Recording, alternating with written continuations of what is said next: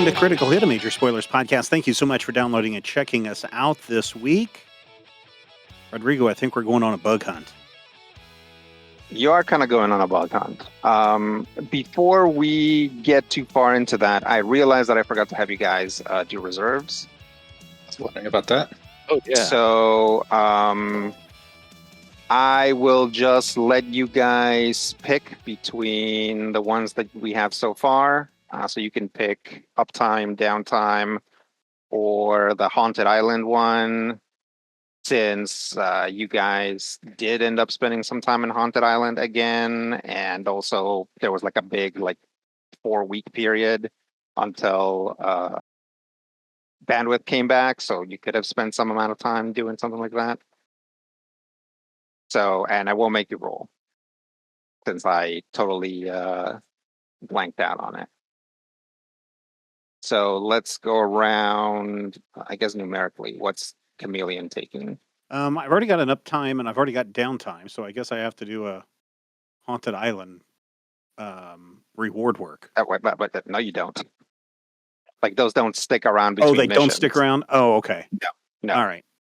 Then I am going to take downtime. Okay. Tucson. So hard. I'm gonna try uptime again.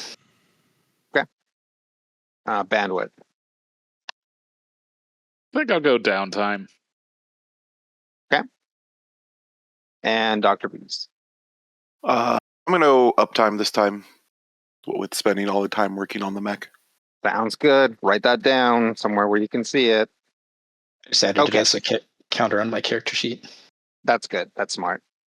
And no one took the Haunted Island one, so we don't have to determine what skill that attaches to.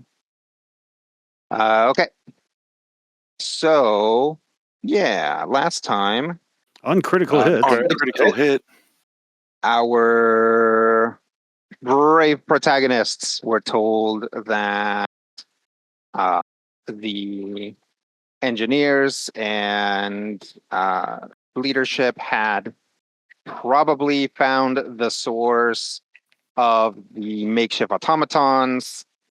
They believe that while Absab was cascading, he set something up, basically built a computing center brain of some kind that has been feeding orders to the automatons, because they do seem to work together, and it's not like they don't seem to have the capabilities to create an immediate network between them. So there has to be some sort of central network. There's a general area where they think it is, and of course they expect that it's going to be heavily protected. And in fact, partially they found it because they've been tracking the movements of these things, and they also seem to kind of congregate in this particular area, but not build anything new or do any of their weird other behaviors. So I believe we left it while you guys were already on the heavy shuttle. So we will just pick it up there. This time you guys aren't leaving the atmosphere, which actually means that it's weirdly a bumpier ride. Your your mechs eat some of that bumpiness, but they also, the way that the heavy shuttle works is they basically screw your harnesses to the shuttle. So a lot of that bumpiness is actually just transmitted into the mechs. It's not terrible. It's just turbulence in a commercial flight, something like that. If you'll recall, the moon is largely covered by this blue-green vegetation that is kind of like a runaway terramorphing problem, because the moon's terramorphing mission, Ingrata specifically, this moon terramorphing mission was abandoned by the Magellanics. And so now there's mostly just a lot of weird vines around, which kind of entirely cover the surface of the planet, or the satellite, as it were, with some other weird constructions like big phytothelmas, like big lakes created just by the shape of the vegetation, big forests of like dry brambles where for some reason that section hasn't been getting enough water or whatever. The oxygen level is very high, the heat is very high, and the humidity is very high, which makes it difficult to exist out here outside of a hard suit, which you guys don't immediately have to worry about because obviously you are in hard suits inside your mechs, inside a ship right now. So you're very far from just like a pure atmosphere. You guys fly for a while, not very long. Basically, once you get to altitude, Captain Buckendorf comes on and says, all right, we are approaching the drop zone. It looks like we've got some enemy movement up ahead. This is going to have to be a quick drop for me. Usually I try to give you guys some options, but the heavy shuttle is not really made to take direct fire. And I think I'm spotting some of those rainmakers up there. So go ahead and hold on to something. And we'll approach the drop zone in 3, 2, 1. It is to you, pilots. MLT 00 Chameleon, let's go. MLT-01 Tucson, send me at those rainmakers. MLT-02 bandwidth, ready to go. LT-04 Dr. B's ready. All right. Your Kung, kung, kung. bits of the shuttle burst out, sending your harnesses out. Sure enough, basically right after dropping you off, the shuttle needs to do a hard turn as some of these supercharged rainmaker canisters, right? Because like the makeshift rainmakers fire like gas canisters that they've jury rigged into missiles. Basically has to turn around and head back pretty much immediately as you guys are dropping. Some of these whiz past you, but you guys are like right outside of their like optimal range, which is pretty far. And eventually your harnesses burst and your mechs drop down to the ground as usual, just above or just below splattering distance. So let's go around and describe your mech and how you land and maybe what you do immediately afterwards. Let's start with Chameleon. So, yeah, there is a something green and brown falling from the sky that lands in the, I'm guessing, vegetation. And so there's a little spores and things that kick up, and coming out of those spores is a size 1 mech. As I said, it's colored green and brown, and it's got, 4 arms, 2 large arms, and 2 tiny arms. Each of the arms, the hands have 4 fingers to the front, face front, to that face back, kind of like a pinching action, and a couple of legs also with the toes facing forward and backwards for walking. You can see that on the back of the Chameleon unit, there is a giant thermal lance, and the as well as a charged blade in storage, and the head unit, you can see an array of sensors, 2 bulbous sensors on the front that look like chameleon eyes that can move around, and that is Chameleon. Okay. I should say, inside the cockpit is Mhm. is our hero, and he is comfortable in a brand new, very comfortable seat. Of course. I believe it's a part of the license contract that you have to mention that. Yes. Yep. Yes. All right. Now let's talk to Tucson. All right, newly reinforced. Dropping from the sky is sort of a grayish humanoid figure. Got in his joints and along seams in between that he actually has synthetic muscle. Actually, not synthetic, they're real muscle. They're just not human. And in his arms, he has a rather massive Buster sword, and in his other, a now deploying energy sword. But new, he has a sort of launcher mounted on one of his shoulders. You can see What does an he have on his Azure shoulders again? Sorry. harpoon launcher. It's a war pike. Nice. And there's sort of an azure glow that comes and shines from the crevices where the muscles are visible. How does he land, and what does he do immediately? He lands into a deep crouch, sword spread wide, and then starts charging towards the firing missile launcher platforms. Bandwidth.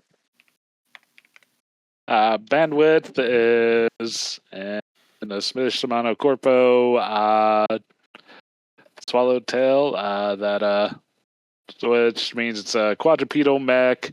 Would kind of vaguely look like a tank without treads, but with 4 spider-like legs with kind of hoof-like endings. It's all mostly a very polished white with gold trim.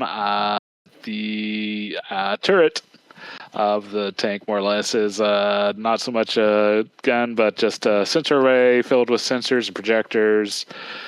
It does have on the body, though, 2 indirect light machine guns and a Nexus launcher as visible weapons. And as we're falling and descending, basically once it's in the midair, it kind of stretches legs out to try to catch some air and increase drag. And as the jump jets start firing as they get close to the surface, they fold down to try to find a good solid purchase as it gently as one can settle down into a kind of a crouch and start sweeping its sensor way around, scanning the area. And Dr. Beans. So yeah, the giant, what looks like a giant wasp with the stripes being more built to match the blue, green, and browns to blend in a little better in this environment. Drops down, unfurls some wings as it hits the bottom, or as it hits before landing to get a nice soft landing, and sets itself between a couple of its compatriots before immediately scanning around for things. Okay. Well, you guys don't have to scan far before seeing both the general area where this kind of command center is supposed to be, and also several enemies up ahead. You guys should be able to see the battlefield now. Correct. All right. Once I zoom out far enough. Yeah, this is a recon mission. You guys have done several recon missions.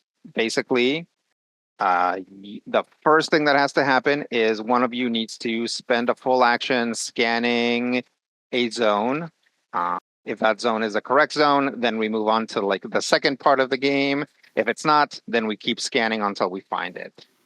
Once you find it, you have to defend the zone. At the end of the game, so at the end of the 6th round, you have to control the true control zone,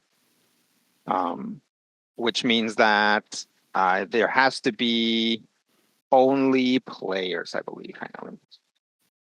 If there are only PCs within the true control zone, they control it. So at the end of the 6th round, there can only be player characters in that zone. If there are any enemies, it is contested and you lose.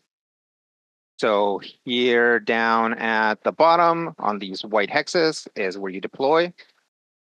The crackly brown hexes are difficult terrain. As always, you guys can spot some nice shady pumpkin trees that you can duck into some like pumpkin tree groves. The brown hexes with numbers next to them are hardcover of that size. So size 1 and size 2. I don't think I even put any size 3 terrain into this one. One thing that I believe is new are these hexes with like holes in them. They're sort of like Mhm. bluish hexes with holes. These are usually size 1 obstructions to everyone except for size 1/2 mechs. Size 1/2 mechs can actually enter these hexes and move through them Ooh.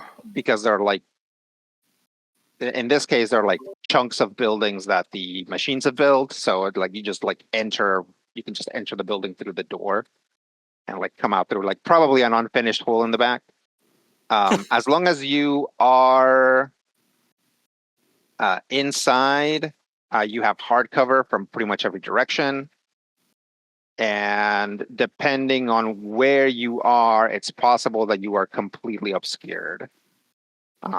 But generally speaking, there'll be space to at least target you through hardcover. They're not difficult terrain or anything to move, although the rest of you treat them as size 1. So if you want to get on top of one, it eats up that amount. The only ones that are different are the ones up here by the 2s. If these whole hexes are next to a larger piece of terrain, they are assumed to be that size. So these are actually size 2 obstructions that size 1/2 mechs can walk into, but not size 1. Only size 1/2 mechs can move through the whole hexes. What else? The red hexes are the potential control zones, which are numbered 1, 2, 3, 4. Is that everything? Oh, and of course, the magenta warning hexagons on top are the ingress zones for the enemies, the deployment zones for them. What's the big red circle? The big red circle is an enemy deployment zone. So Okay. there's going to be some amount of enemies that will appear there first. By the rules, I believe you guys have to deploy first.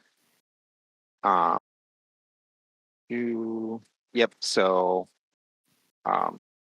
you guys have to decide where you're gonna be first, and then I'll deploy some enemies into that zone first. Then the rest of the enemies are going to come up from the top of the map,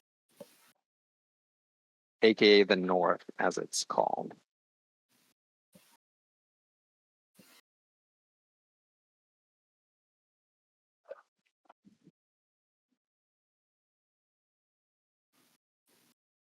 All right, go ahead and you guys can do some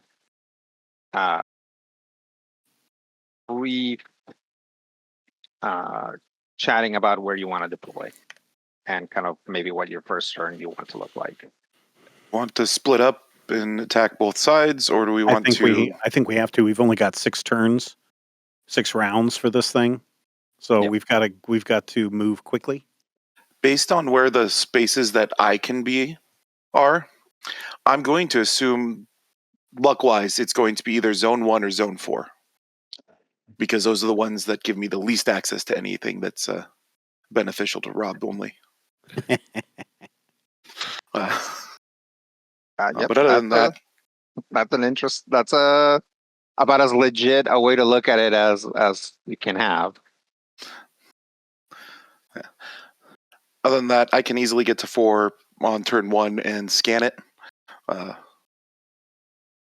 Good strategy. But I don't know which roll it pairs out. Yeah.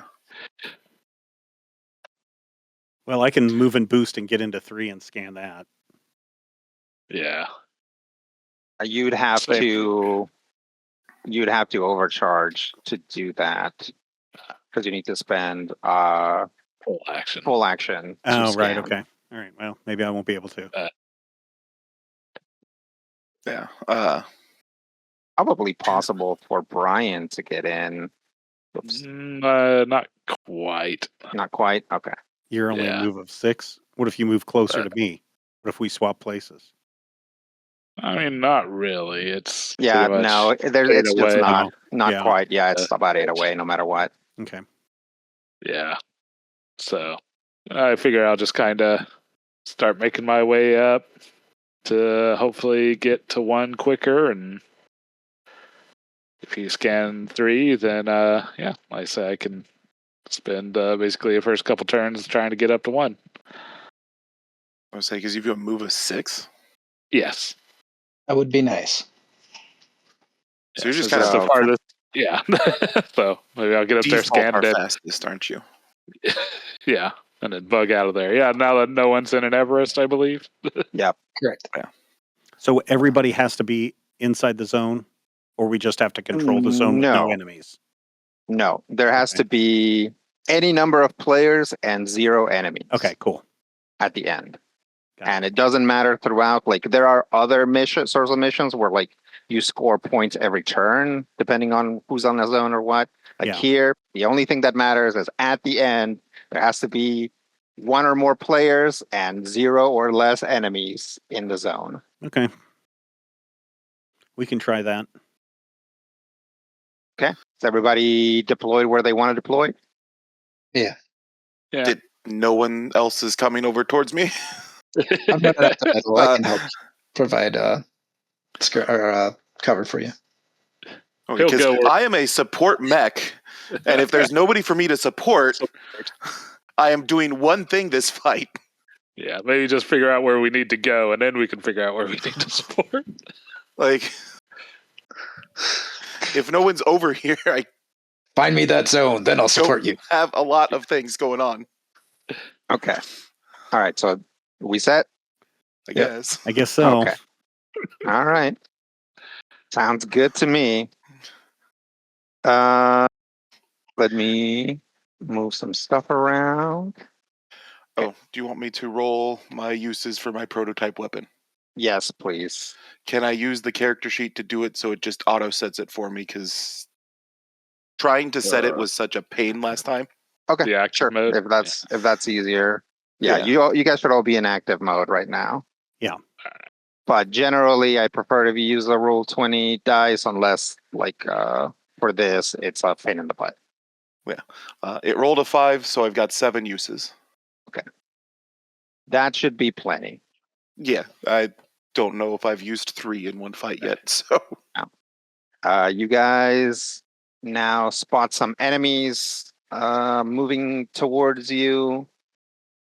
They are the following. These are all mechs that you've already seen. So first off is a moon makeshift barricade. A heavy construction subaltern, 30 feet in length, reconfigured as an area denial platform.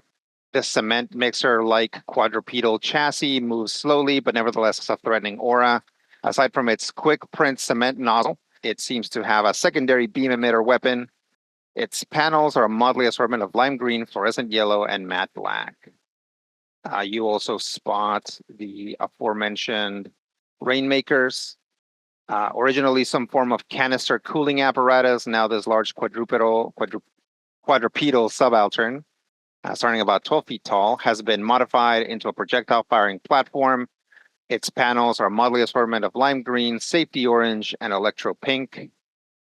And then there's 2 of those. And then you also spot a makeshift ace. Originally an unmanned fire duster. This large, 15 feet in length, subaltern has been reconfigured into a fast-flying striker mech. It has 2 pairs of omnidirectional jets, a sturdy body, and several poorly hidden weapon bays. Its panels are a motley assortment of lime green, fluorescent yellow, and electro pink. I believe if you guys are ready, then we're ready to go for the first turn. All right, just real quick, guys. This is what I have. Moon barricades resist kinetic damage. I think they have an evade of 7. Rainmakers do the barrel roll. They have an evade of 15 and an E defense of 11. Rainmakers do the barrel roll? No, aces do. I don't Okay. have. I'm looking for my information on the aces or on the rainmakers right now. The Okay. ones that target Like 3 you. people at the same time. Yeah, I'd like to do bursty attacks, so don't clump up too much, maybe. It doesn't matter. They just have like ridiculous range and get a target up to 3 people. Which Oh, ones are okay. those? Oh wait, no. I'm thinking of That the was other ones. the missile the things rain- in the This is The what I have. Rainmakers have Base. good AoEs, yeah. Yeah, Rainmakers have an E defense of 11 and evasion of 9. That's all Yeah, I this have on is those the- guys. I remember now. I had a really hard time hitting the aces, so it was really great. Bandwidth, I think, took out a lot of them. Yeah, unfortunately, I don't got the knock prone thing anymore. That was the Chomalungma. Oh, well, you can force move them around a little bit. Yeah. I would say it'll probably be the combo of bandwidth Dr. B's with the turrets. I mean, you can't quite knock them down, but you have the ability to just like pull them down to Tucson level, hopefully. Hopefully. All right, that All is right. also an option. Who wants to go first? Do I just want to get this out Yeah, of the do way? it. Do it. That'd be really awesome if we found out number 4 was actually the zone on turn 1. Everyone over there, hurry. Zip over here,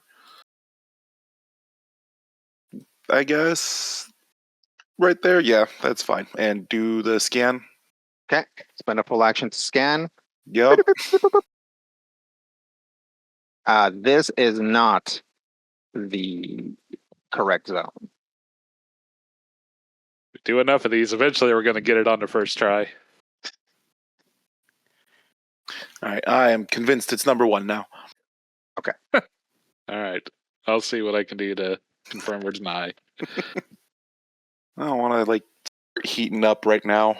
I have such poor heat management. Oh no, I'm up to 6. Right. We leveled that up. We did put 1 point into that, so you are slightly better at it now. And I don't have a weapon that heats me up anymore, so that's also That is an helpful. improvement. Yeah, so Um, why not overcharge? Says I, someone who is definitely looking out for you. Mm-hmm. No, I don't think I've got. Well, Do you have Do we have do you have an range? action to call your swarm, uh, or are you gonna wait on that? I'm gonna wait on that. I don't know where would be reasonable to deploy it just yet. Sure. Because the Razor Swarm has to be deployed where there's no hostile characters. Right. The deployed to pre-space. I guess I could deploy a hive drone within sensors, and my sensors are pretty good. Which one's sensors? No, my sensor range is just 10. Yeah, so I can't quite do anything to them just yet. Oh, no. I was saying, do you want cover? Do you want to call a drone on top of you so that you don't get super shot? Nah, I'm good. Okay. I'll hold it. All right. That's me. Let's end Dr. B's turn. Take us to the barricade.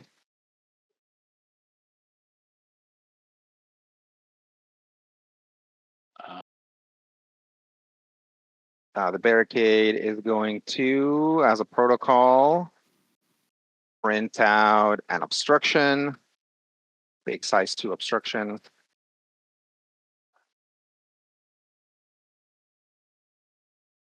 Then it's going to move 1, 2, 3.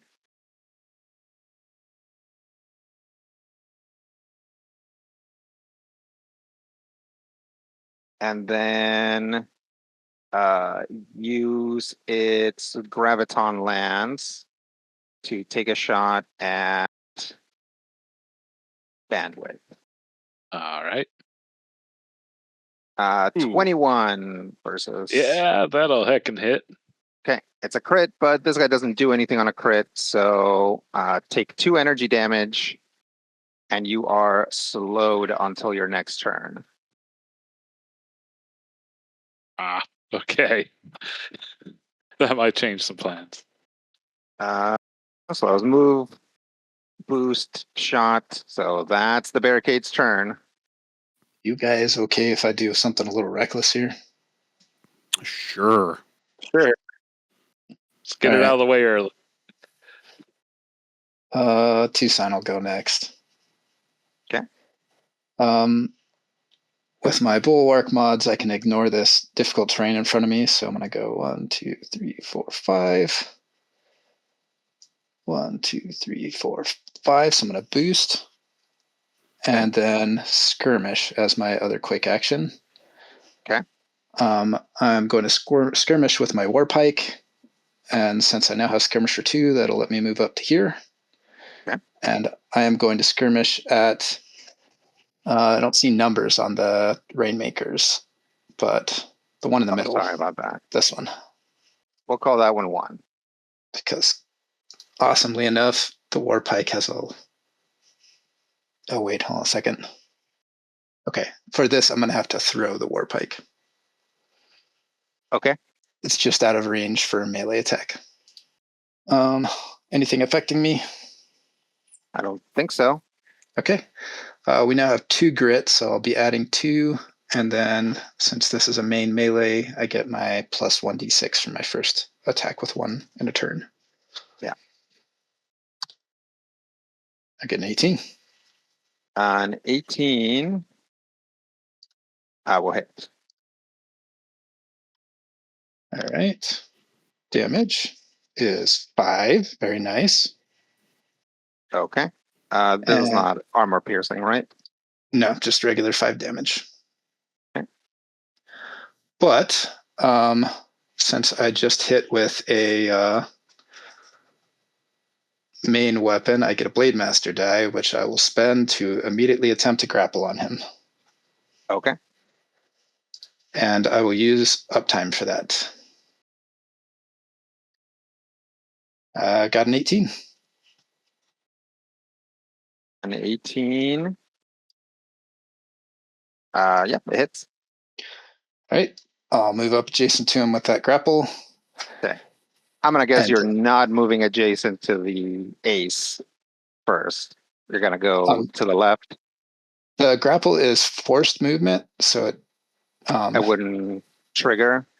No, because it's not actual movement; it's forced movement, so it doesn't do the. Well, effects. no. When you push somebody, that's forced movement from a grapple.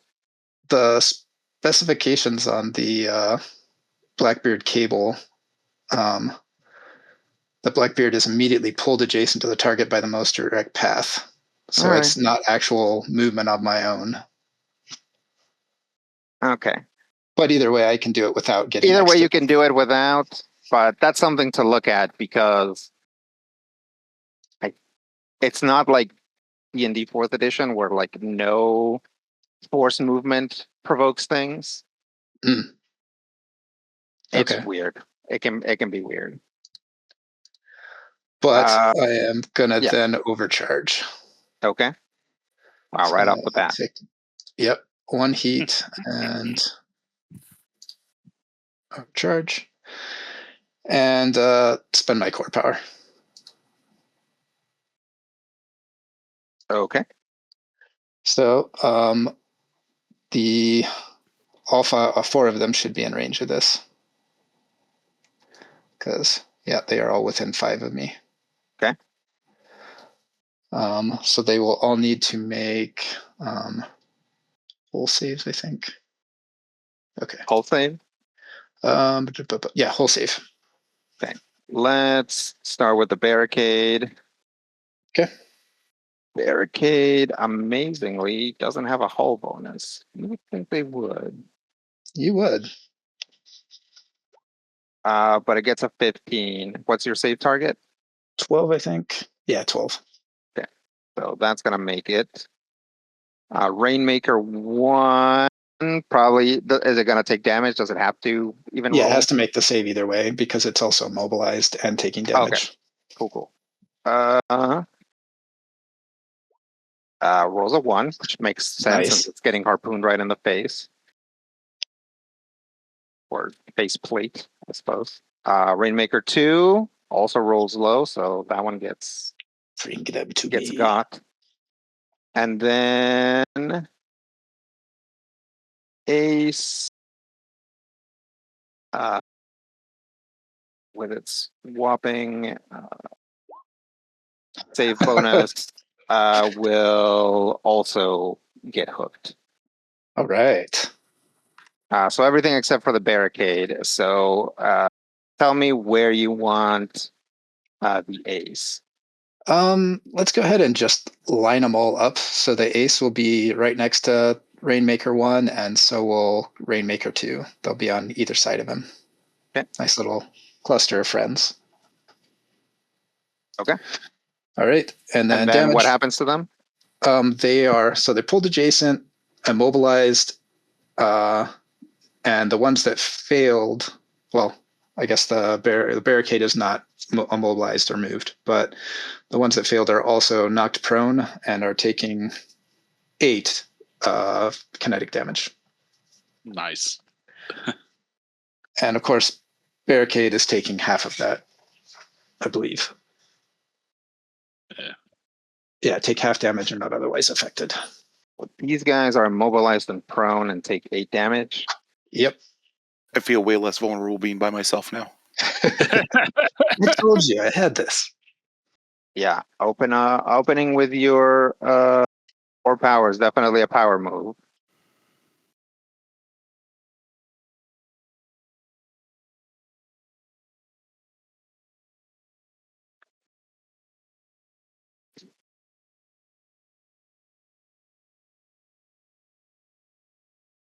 I don't have enough speed, Rob. For I can only make it to there. mm, And then I've only got right. a range of 10, so Ace. Yeah, you could boost though and then use it. yeah, So you could And then like move to the barricade takes half half damage. And if it's already taking another half damage, I think, from being resistant. Yeah. So Hooray, 2 damage. yep, just takes a complaint Unless to the chassis. I don't know if half damage affects stack or not, but I assume in this case they would. Yeah, so you take half damage and then you would apply resistance to that. All right, because those are normally. separate things. Same thing with and armor as well. Oh, actually, let me apply armor. Oh, so he takes 0 damage. Armor applies first. Oh, We right. divide by half, but round up, so it takes 1 damage. Hooray.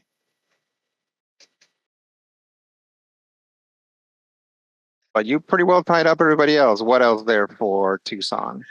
That is definitely all the actions I can take at this time. All right. Over to enemy turns. Best part is getting that ace. This wasn't an attack, so it can't barrel roll out of it. Yeah. Take saves instead. Yeah, let's have Rainmaker. Oh, sorry, I forgot. Rainmaker 1 is dead. Oh, nice.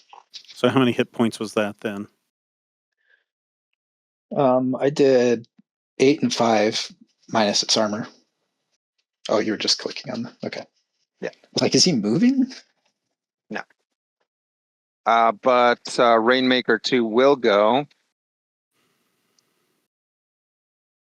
And I guess it's being grappled, right? It is not grappled. It's just prone and immobilized. Okay. Well, it'll stand up. And then it will drop some or set up some javelin rockets. Set one up there. Well, actually here. Put another rocket here.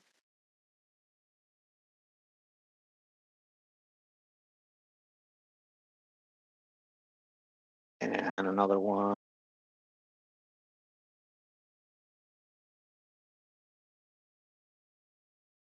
Here. Ooh. And then it's gonna try to make an attack on Tucson. Actually, it's just gonna try and like make 3 attacks. But we'll throw in a Tucson first. Although I think they all happen simultaneously, so they're all gonna be penalized. Hooray. 12 versus evasion. On Yeah, Tucson. let's do it. Let's do one on Dr. B's. 6 versus evasion on Dr. B's. No. And then let's do one on Chameleon. Is this a ranged attack? Yep. Okay, +1 difficulty because of Carapace adaptation. What does that read? Ranged attackers receive. I guess it says if you're in soft cover, which I'm not. But Yeah. I thought. Okay, I thought that triggered regardless. Okay, never mind. Well, that's a 7 versus Hey. evasion. No, that misses. Okay. So only Tucson takes 4 explosive damage. I'll take 3. Dr. B's and Chameleon take 2 explosive damage. Because it's reliable. I will take 1. And then since it has knockback 1, it'll knock Tucson back 1. Okay. Well, Ooh. poo. Yeah. Actually, it'll just knock him into the rocket. I thought so. Yeah. Yeah, it's So kinda- take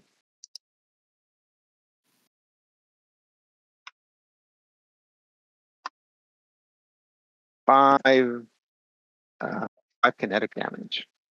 Dang. Well, I'll take 4 of it. And that was all the moves it can take. So that'll be the end of its turn, which will take us over to players. Hold on a second. God dang it. Hmm. Stupid. Machine acting up. No, the machines that we're fighting against are acting up by putting my my compatriot in a line of sight. Oh, okay. I see. Oh, good. I was worried it was the recording. No. If you can get to where my arrow is, it looks like you get those 2 from here? without hitting. Yeah. Can I get there? Let's see. Yeah, Yep. you should have the movement. All 'Cause right. you got 5, right? Yeah, I Yeah, probably ought to boost, go next, boost. Brian, just so I can Okay. swing around because this may be the only time I have these 2 lined up together. So That sounds fair. Now that Tucson's been knocked back, I'm less eager to go because otherwise it's gonna overshield him with a burst. But Okay. that can wait. You said right here, Rob. Was this the spot you were looking at? Yep. Yeah. Okay. So I'm going to run as fast as I can down the field. I'm going to move and boost around these 2 giant or this size 2 obstructions. I'm going to make a hard turn right and slide right into this position, very much out in the open. So I might want to go ahead and just activate my tactical cloak. Okay. You can do that at the beginning. You should do that at the beginning Oh, of yeah. your turn. Okay. But go I'll do- ahead. I mean, okay. we're still within your turn, so that's Okay. fine. I will That's go great. ahead You doing and it? activate it. Yep. Okay. What does that look like?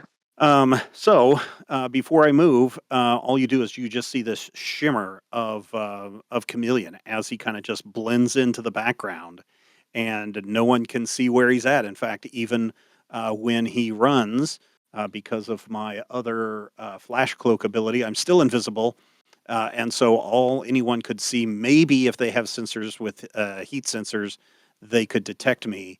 But by the time I come to a stop, I'm still invisible. Okay. And then I'm going to pull out my my thermal lance, and I'm going to shoot and try to hit both the. Oops, that's the wrong one. Sorry. I'm going to try and hit both the barricade and the ace with my thermal lance. The ace still has its barrel roll, right? Yep. It is prone and immobilized. Oh, okay. Yeah. So I don't know if it can activate the barrel roll while immobilized. We can either find that out, or like it looks like you can do that shot too. Yeah, I think I'm going to try to take the ace out because they're the ones that are really the big pains in the butt, right?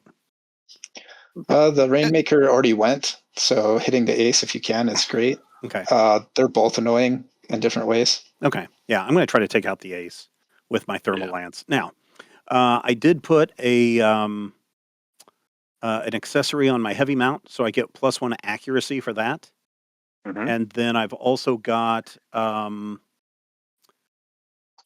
grit of 2, so that would be a +3 to everything. No. No?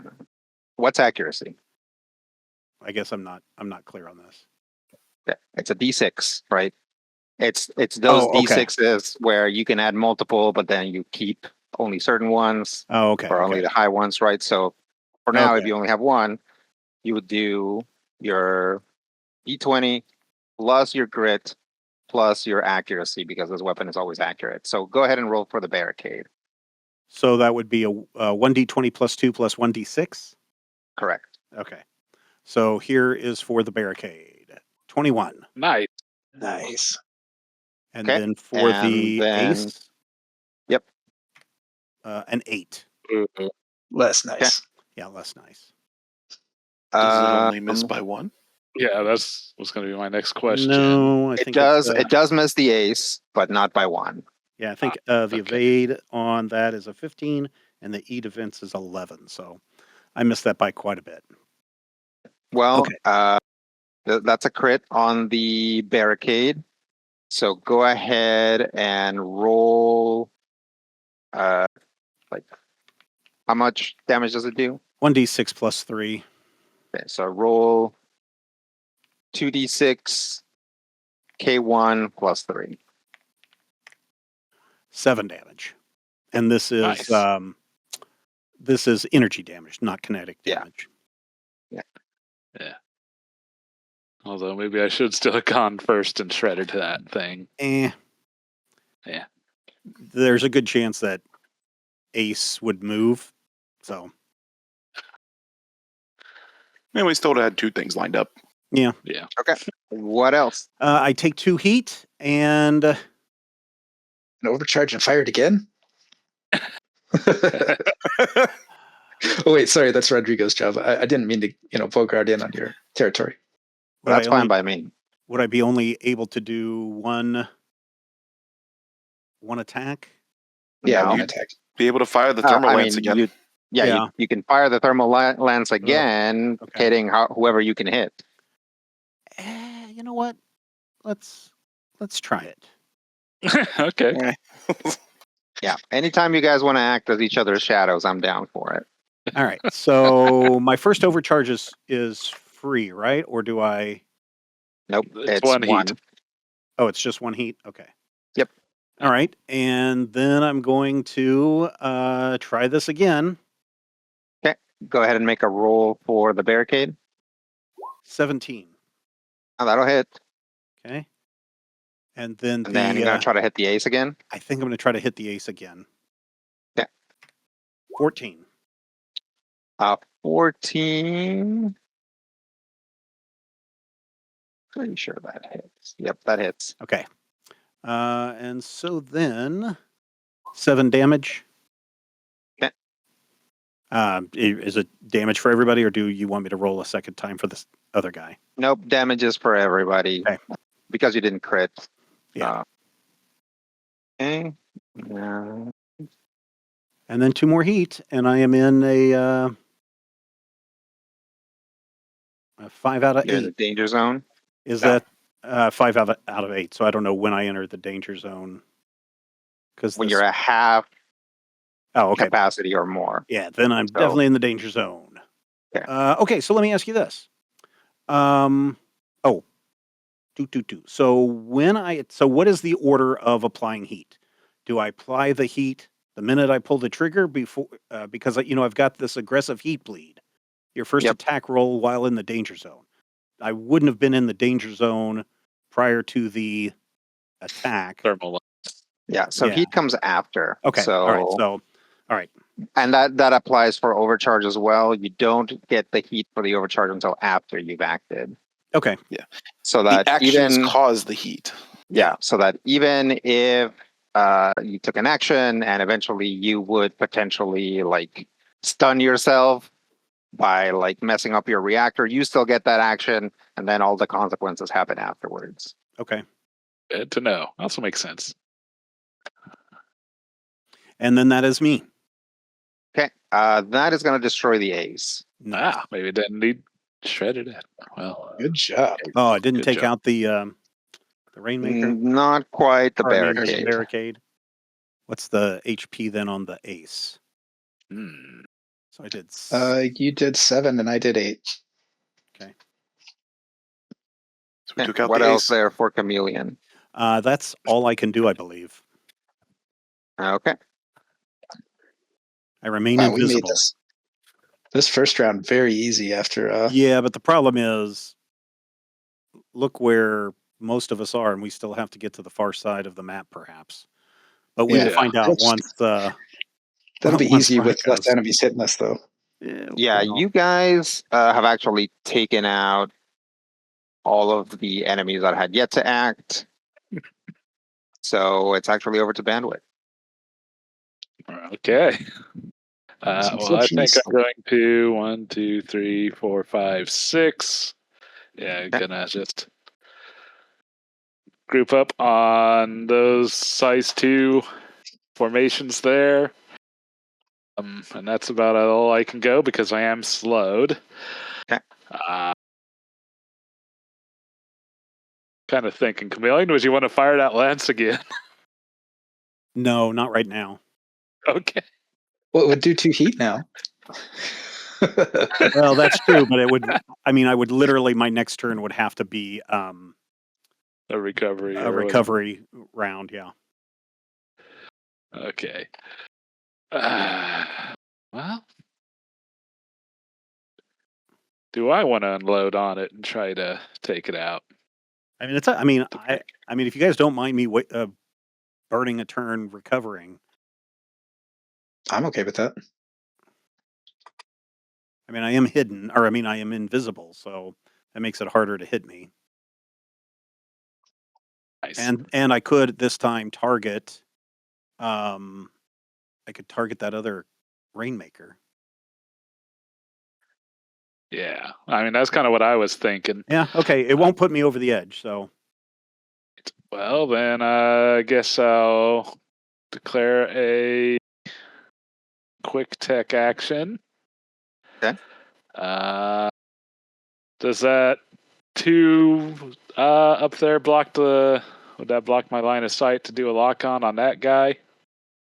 On the Rainmaker? To the Rainmaker? No. No? Okay. Do you want to lock on him or do you want to lock on the barricade that we know has armor?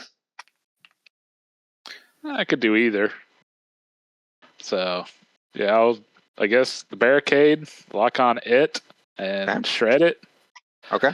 And then, since I did a lock on, I will declare another quick action to let Chameleon take an action. Like, can he do that?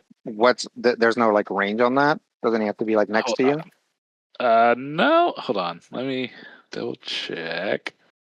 Artist spotter. As a quick action, when you lock on, you may nominate an allied character. Oh, shoot. It is adjacent. Okay. Where was I? Is there a way I could have moved differently? I don't think you could quite get to him with one movement. Because of the difficult terrain, and I can't boost over it. Still, you can skirmish it now and potentially finish it off since it's shredded. We could. Yeah, why not? I will go ahead and skirmish then with my light machine guns. Okay. Even though it might go away. Well, actually, how many hit points does it have left as I lock on? 1. Okay. Yes, I guess I'll go ahead and consume that lock. Yeah, because The it will. combo first. It absorbs. It has resistance to kinetic. So Oh, that's not Oh. going to deal more damage, but No. he's With saying he's very shredded, likely. with does shredded, Shredded it take does. care of that? Oh wait. Yeah. Yeah. Okay. Yep, it does. Okay, cool. Shredding gets resistances and armor. Mhm. Good to know. Wait, Yes. no, What? I'm thinking of No. Exposed. Yeah, Yeah, I'm thinking that's of what I was just exposed. thinking too. Yeah. So no, shredded's only armor, I think. Ah, darn. But let someone look it up while we're at it, if you don't mind. Yeah. Well, in that case, would it be better to do the hunter killer then maybe? Shredded characters don't benefit from armor or resistance.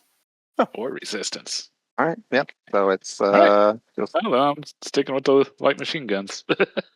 makes sense. All right. And yeah, it's just a +2 plus the D6 for the first one. 17 to hit. 17 hits. 2 damage. That'll do it. All right. And then how much penalty would I be getting shooting that Rainmaker?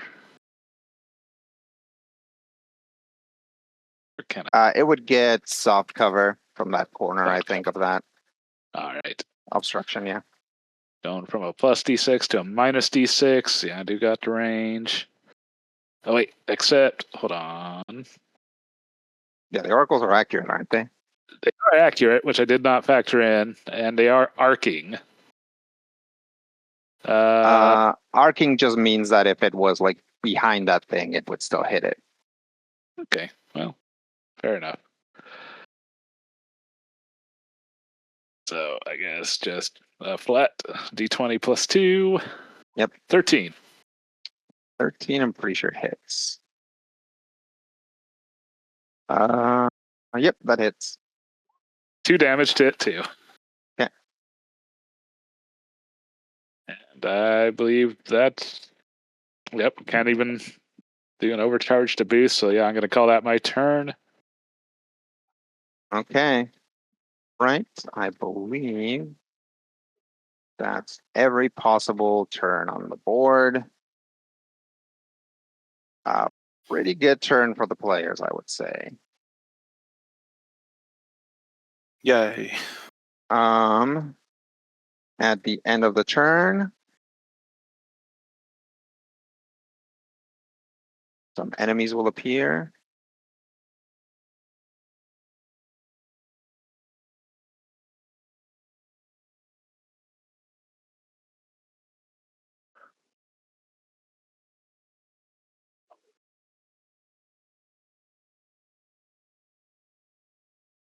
These are also mechs that you've seen before. They are Moon makeshift assassins. The biggest hodgepodge of parts so far. This frame has a pair of thick, multi-jointed legs attached to attached to a cabin that clearly goes to a smaller vehicle.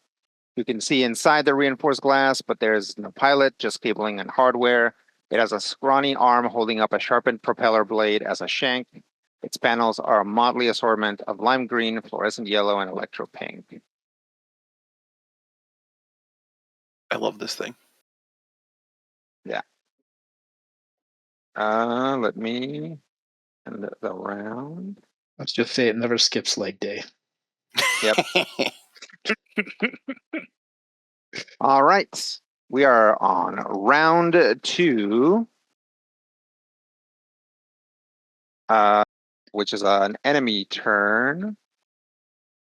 So we'll start with the Rainmaker since its days are kind of numbered.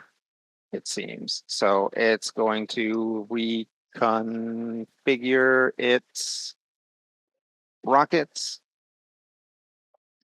Yeah, mobilize and everything is gone since it took a turn. Yeah. A rocket here. And it's going to reset that rocket that's next to Dr. B's. I guess it can put it behind them. And then it will take an attack on everyone that's next to a rocket. So Tucson, Dr. B's, and Bandwidth. So Tucson first. Love how this guy calls his shots before he makes them. Yeah. Yeah, that'll hit. 12. Okay. So I'll Take 4 explosive. 3 and 4, so I'll And- take 7 total. And then, yeah. What did I say this was? 6 more explosive. Yep. As it pushes you onto the rocket path. Bandwidth. 11 versus evade. That hits. Actually,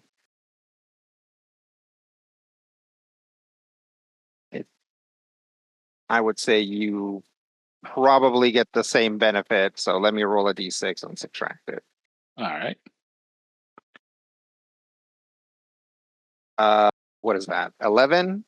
No, Minus 9. 4 would be 9. That would miss by 1. Okay. So you Versus get evade, missed right? Yeah. versus evade. Yep.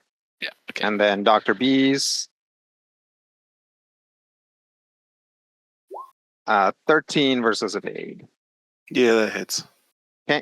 Take 4 explosive, and then you get pushed onto the rocket path for an additional 6 explosive. So I'm taking 10 total. 10 total.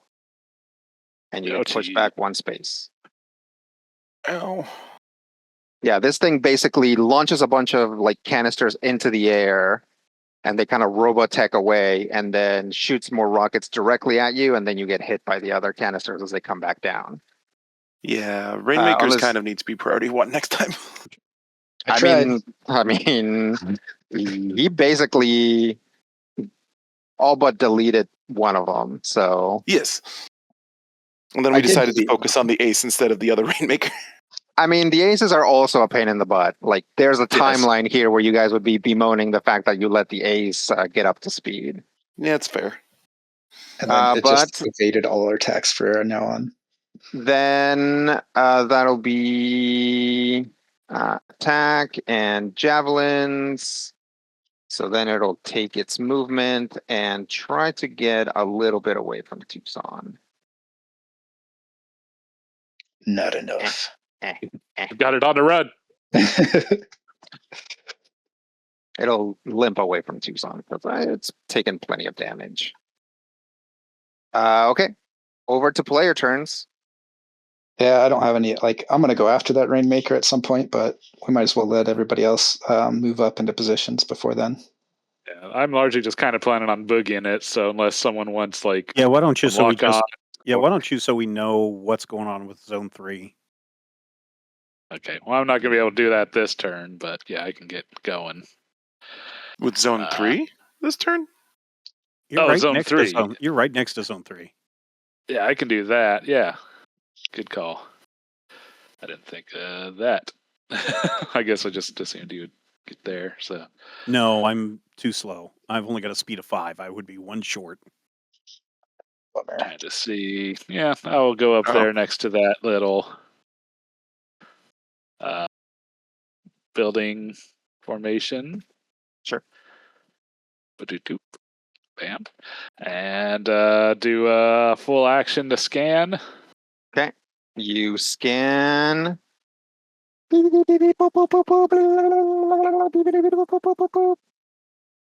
Signal found. Nice. Ooh. Okay then.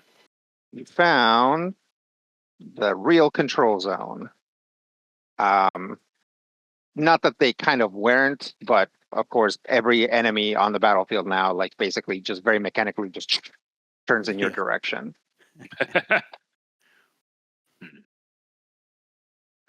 Would it be worth an overcharge to shred any of these guys? I don't think so. Or okay, then I'll call that my turn. Okay. That's it for bandwidth. You're the first one to go this round, right? Yep. Yep. Or, yeah. Well, allied. Yeah. I just wanted to make sure. Let me see. The Rainmaker 2 went. Just making sure I'm keeping up with my activations here, because otherwise I'll get confused later. All right. Enemy turn, I believe. Mhm. Okay, let's have that moon makeshift assassin go. So I remember them being angry pretty because fast. this was working before, and it makes me mad. I think there was an update today, or Yeah. within the last couple days. Yeah.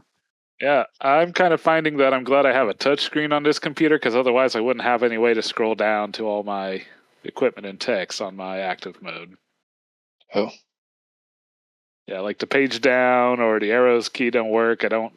Not using a mouse with the scroll wheel, so I'm just having to Yeah, touch no, screen. that sucks. All right, I know Oh. where things are now. It is going to move 1, 2, 3, 4, 5, 6.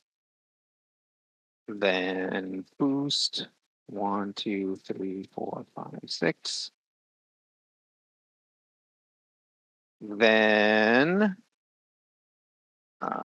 it will use its cloud projector system, but as with before, it'll just slice the vegetation below it, creating a huge spore cloud. It gains soft cover within the area, and characters other than it fully outside the area cannot draw line of sight into the area. I believe we decided that the area was like its own thing.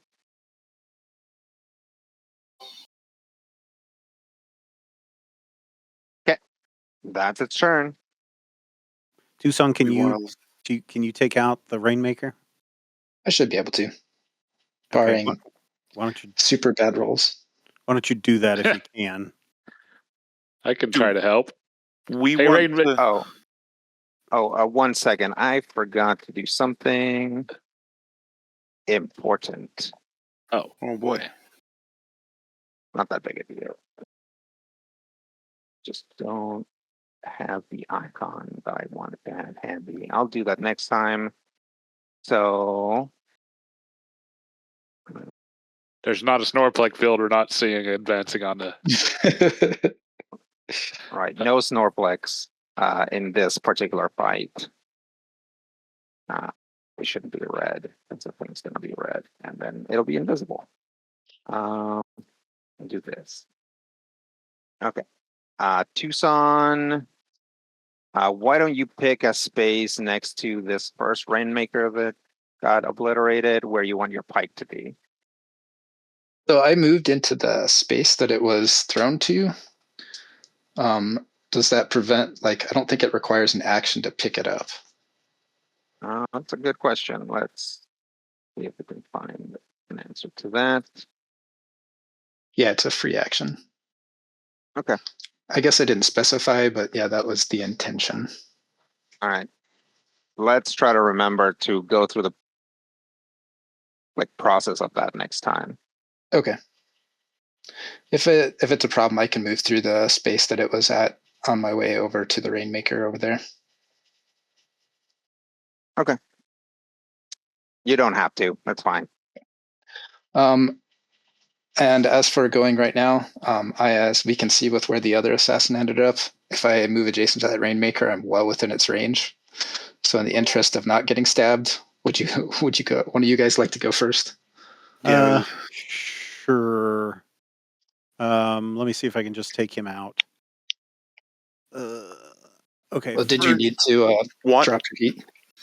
me to go first? I can. Was I can handle the- another. I can handle another thermal lance on that guy if I need to. Right. Yeah, We I can think- also let things come forward without being able to get us if I just go because I'm way out of position and just moving. And it Yeah. looks like the only other thing that can move isn't going to be able to get into position to hurt anybody unless either of you Okay. guys goes first. Yeah, go ahead. Like, Especially since Dr. B's requires some amount of setup typically, so Yeah, let him yeah, Yeah. go ahead. Yeah. Because Rainmaker's already gone this turn, so. yeah. 1, 2, 3, 4, 5. Move. Boost. I'm going to go here. And then I'm going to go ahead and drop one of the turret drones. Where are my drones? There they are.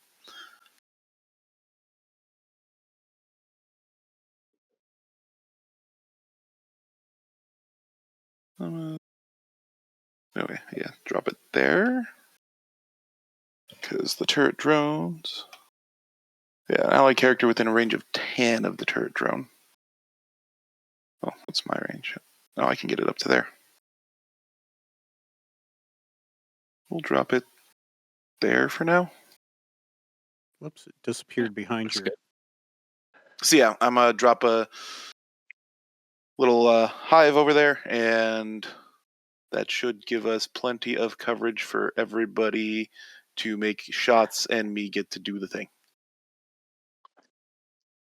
Okay, Yep. where's the hive? Where the turret that you just put the turret down? Oh, okay, so this is not a turret. This is a hive. No, excuse me. It is a turret. I forgot that I have a hive drone. All of my drones have been getting described as various hives. Right. Okay, I see what you're saying. Yes. So there's Okay. a turret drone in the shape of a square beehive sitting over there. Okay. What else? I moved and boosted and don't have any real reason to overcharge in the moment, so I'm good. Okay. Babby Bot go.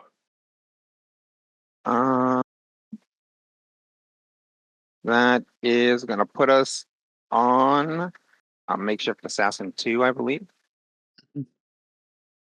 Gonna go 1, 2, 3, 4, 5, 6.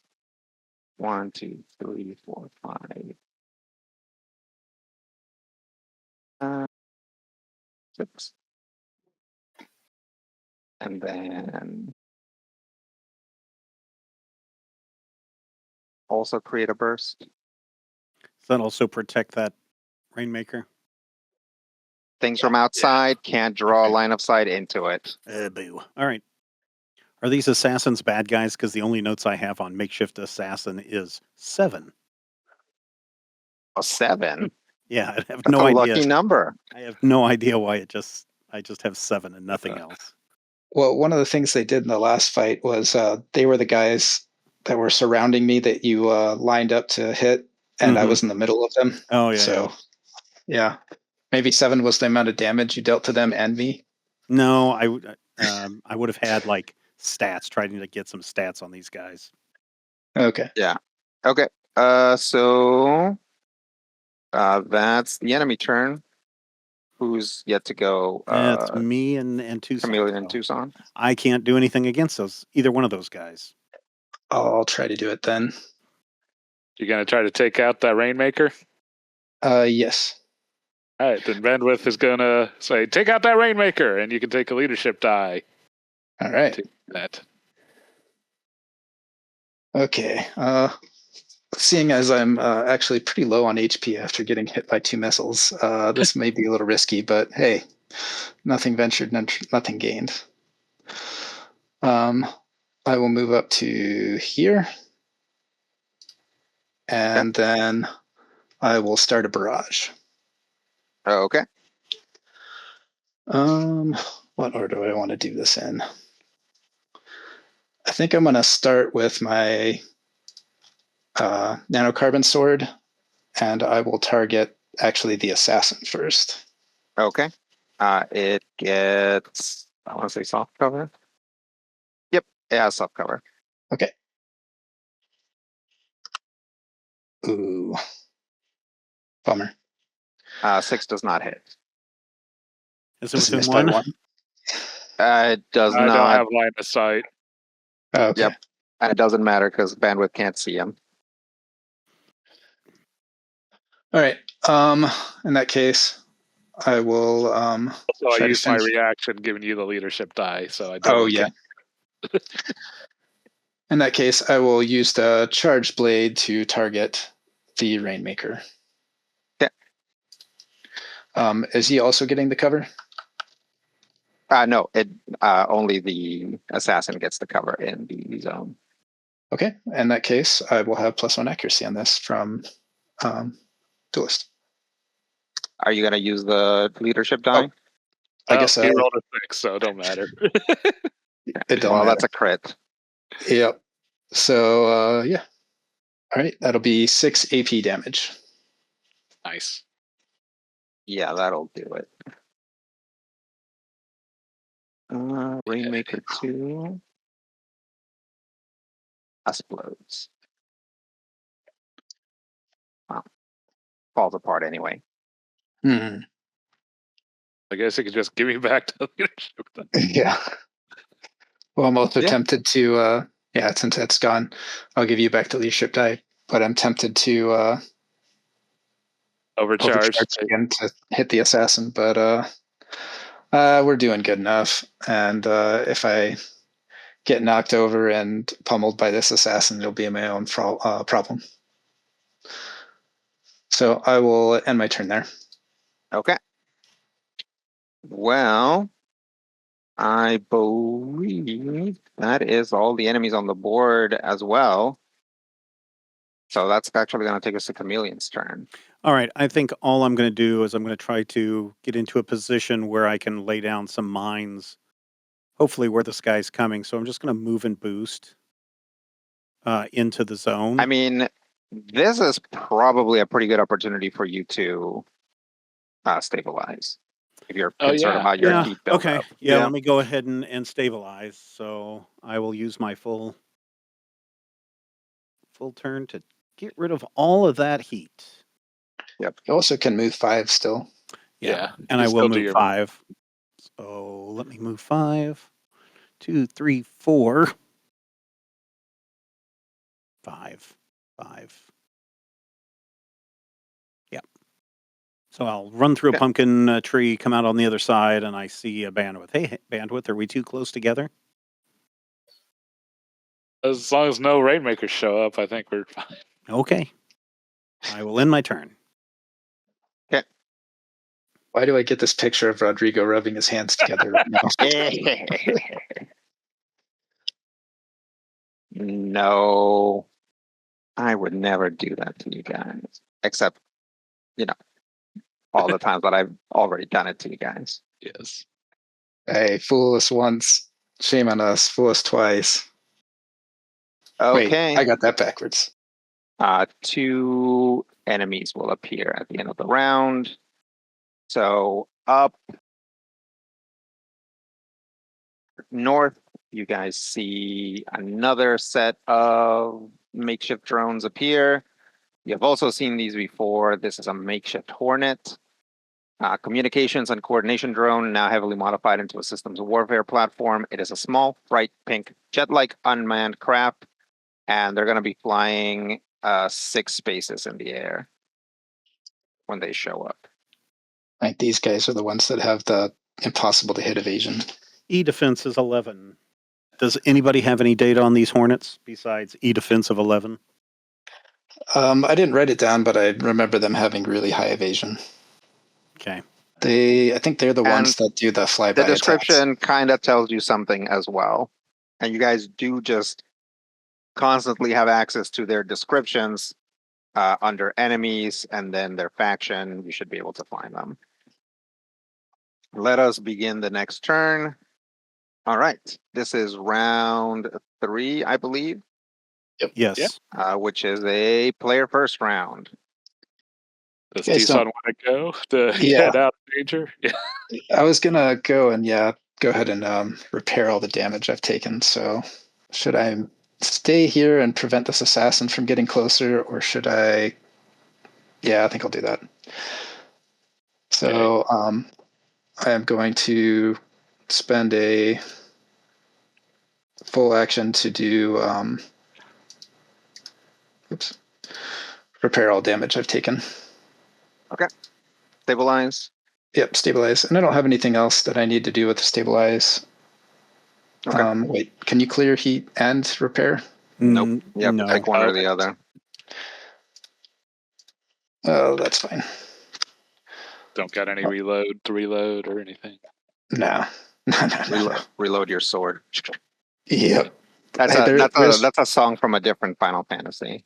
Yeah. And then I guess I will move right here.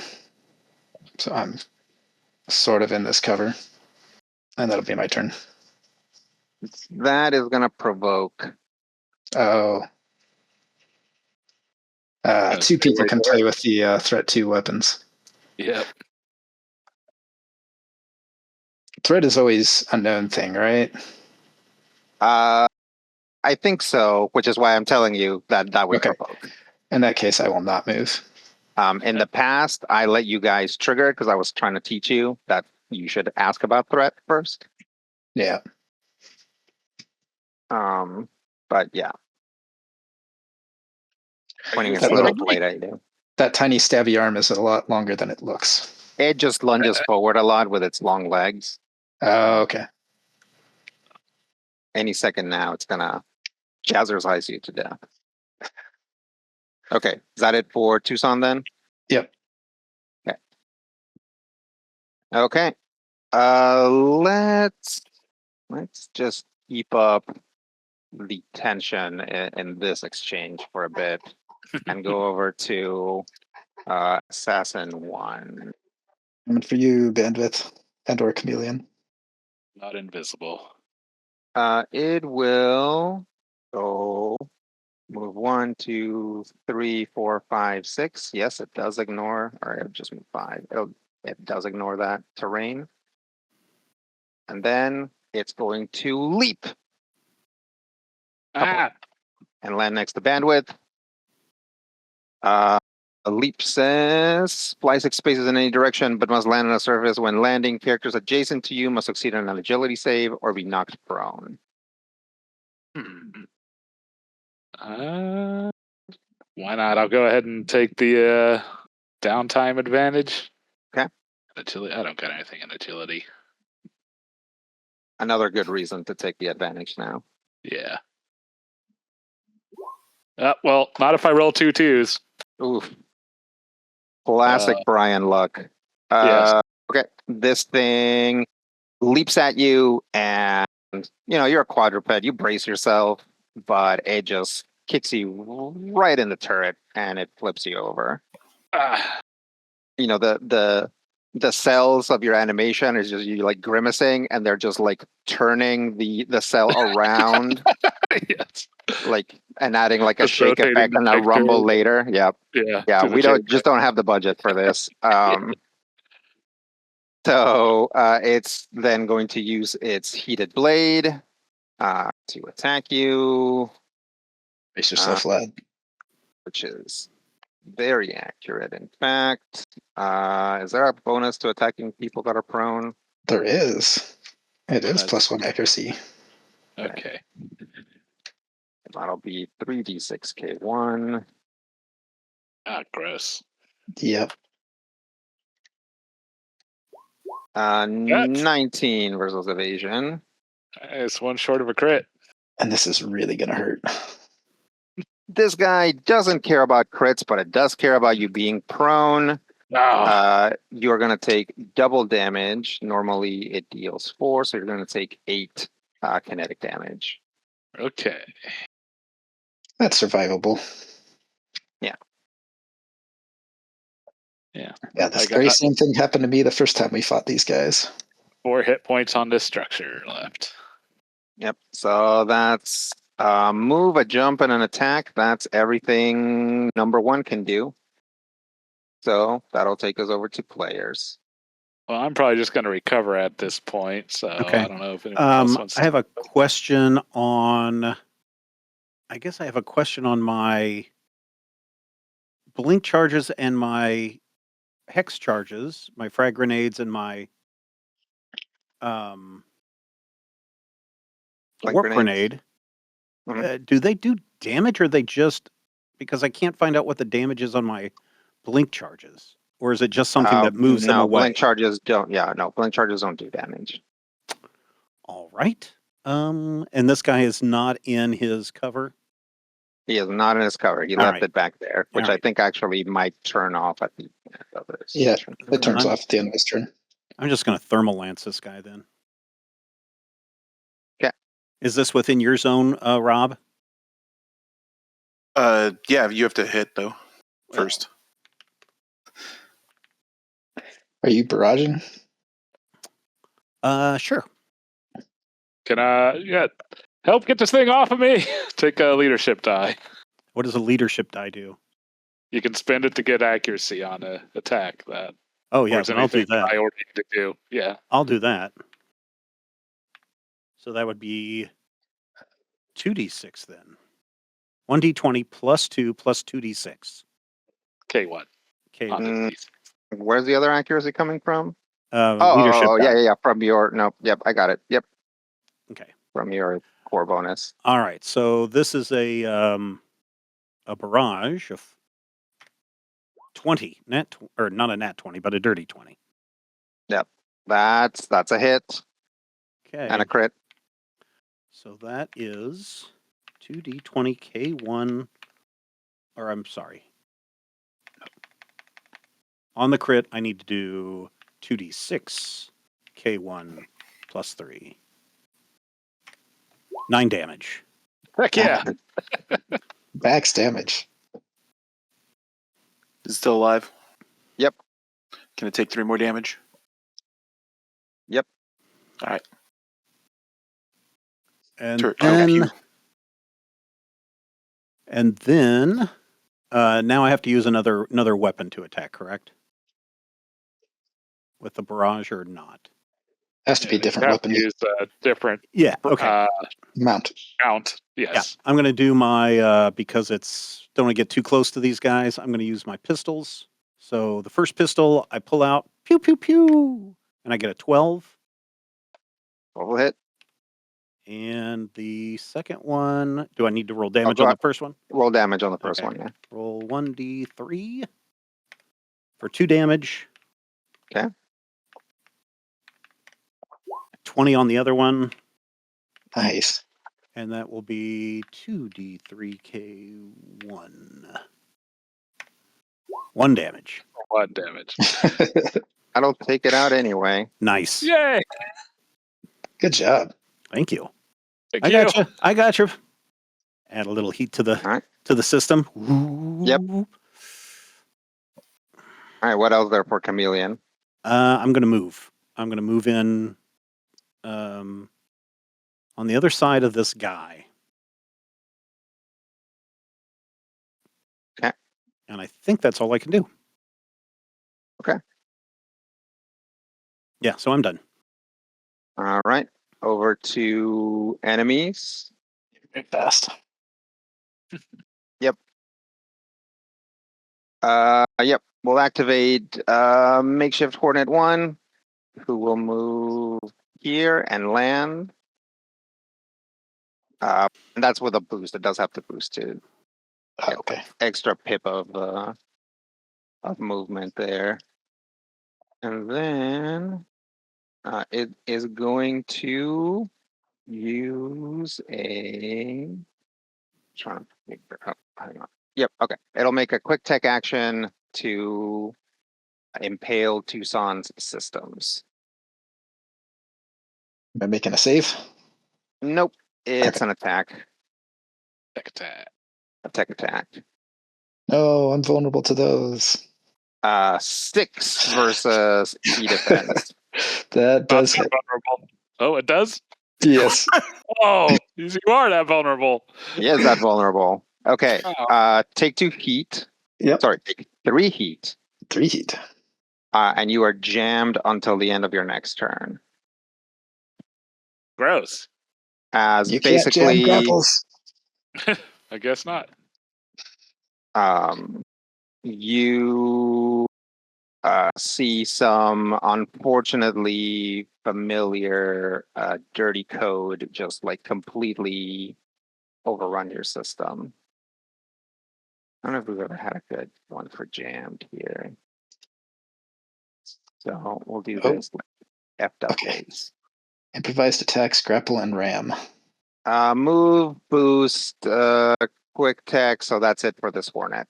And it did land both within the puff and underneath some pumpkin trees. So it has some cover from certain things. Double cover. Technically the thing doesn't give it cover, but it does block line of sight from the outside. So, okay, over to players. I believe we got Dr. Bees and Bandwidth yet to go this turn. Actually, I think Dr. B's already went, didn't he? No, Or not No, this- he nope. hasn't. Mm-mm. I've He only just took a gone twice reaction. so far. Well, Okay. B's, if you want to go, I mean, Yeah. Oh, and the assassin still hasn't gone, has he? Never mind. Mm-mm. Move. 2, 3, 4. Boost, and then I'm going to drop a drone. Which drone am I dropping?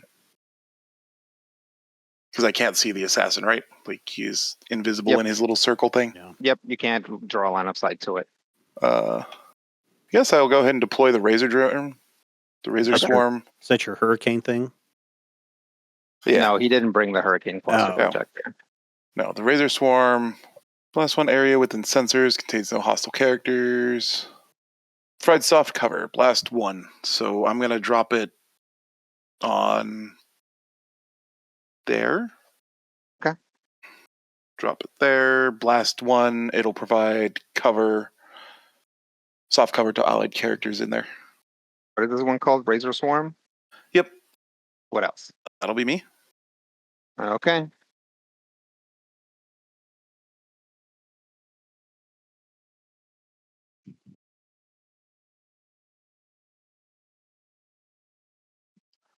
Tucson can't hit them with a sword anymore. Not currently. Tucson can still hit him with Tucson. That's true. Headbutt. Yeah, let's go. So it'll land on top of the structure after boosting. So it's 2 spaces up. And will fire its stinger pistol. Should they try to heat gun Tucson? Target C defense, they should probably do that. I mean, the thing is that it doesn't like they're gonna have to hit you like a bunch of times in order to actually like get your heat to any point where it does any actual damage to you. Or they can like stack conditions onto you. Oh, okay. So they're gonna try that. So it is going to shoot its little stinger pistol at you. It's an 11 versus evade. Yep. Take 1 energy damage, which I believe your armor will just eat. Yep. And you become impaired until the end of your next turn. Okay. That's the Hornet. Question about flying. Question about flying critters. They would Huh? not trigger mines, would they? No, there are specific mines that hit things that fly. Okay. But all you have to do to trigger a mine is enter a space adjacent to it. So if they were Mhm. flying 1 space above the mine, that is technically a space adjacent. Okay. So it would trigger if they're like flying like 1 space above it. But other than that, no, they don't. Okay. Did the second Hornet land on that terrain, or is it still 6 spaces up? It landed on that terrain. Okay. Over to bandwidth. Okay. I guess I might as well stand up. Everything I don't have line of sight to, huh? Do you need to do any So, repairs? yeah, I feel like this might be as good a time as any to repair. About the only other thing I could do is just shoot with my machine gun since they don't require line of sight. But I think I'd still be getting, what, double? Well, I guess one penalty net. Your machine gun, yeah, your machine guns still target evasion, don't they? Yeah, Okay. they're not smart. So, yeah, I think I'll just use a repair and put my hit Stabilize. points back to full. Yeah. Now Anything we don't else? have to worry about downed enemies in the zone, right? No. In Okay. fact, they become obstructions that you can get cover from. Okay. I'm really kind of itching to use this Dominion's Breath, but I really don't feel like that's overcharge worthy. No. If you were gonna use it, Especially not with you should just use it. Alex not being in line of sight. Yeah. So, yeah. Is That'll that be size 2 cover you're behind? Or size 1? Size 1. It's So- only size. It's only size Yeah. 2 if there's a 2 next to them. So Otherwise, don't you it's have size 1? line of sight to me then? Because it's only size 1 cover? You're inside the puff Oh, Yeah. right. because I that totally guy was- hasn't gone. The puff hasn't left yet. I forgot. It's not my fault I'm not in line of sight, although it kind of is.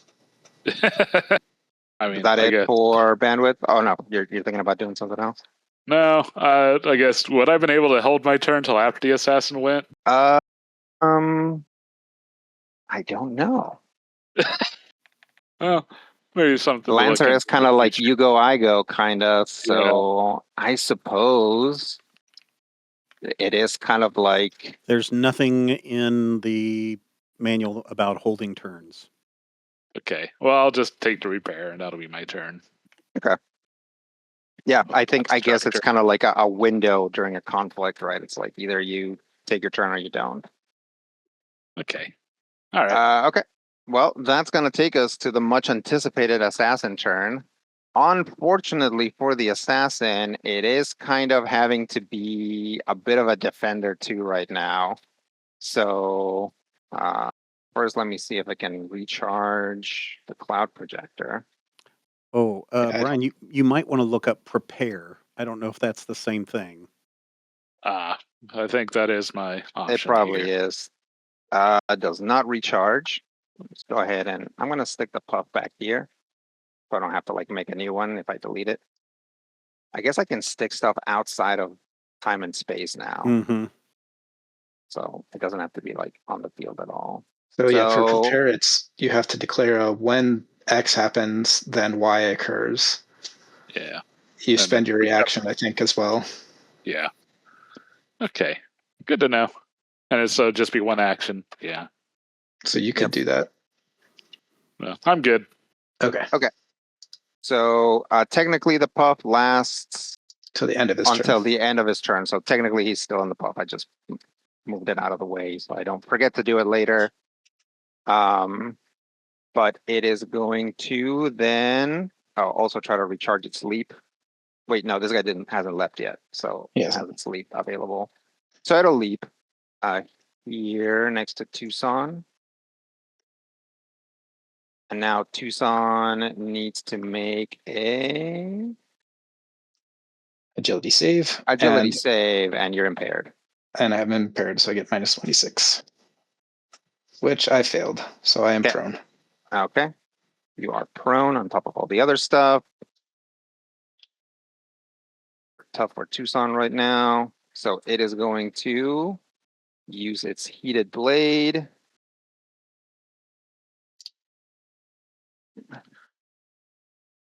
I guess it's actually even more accurate because you're prone.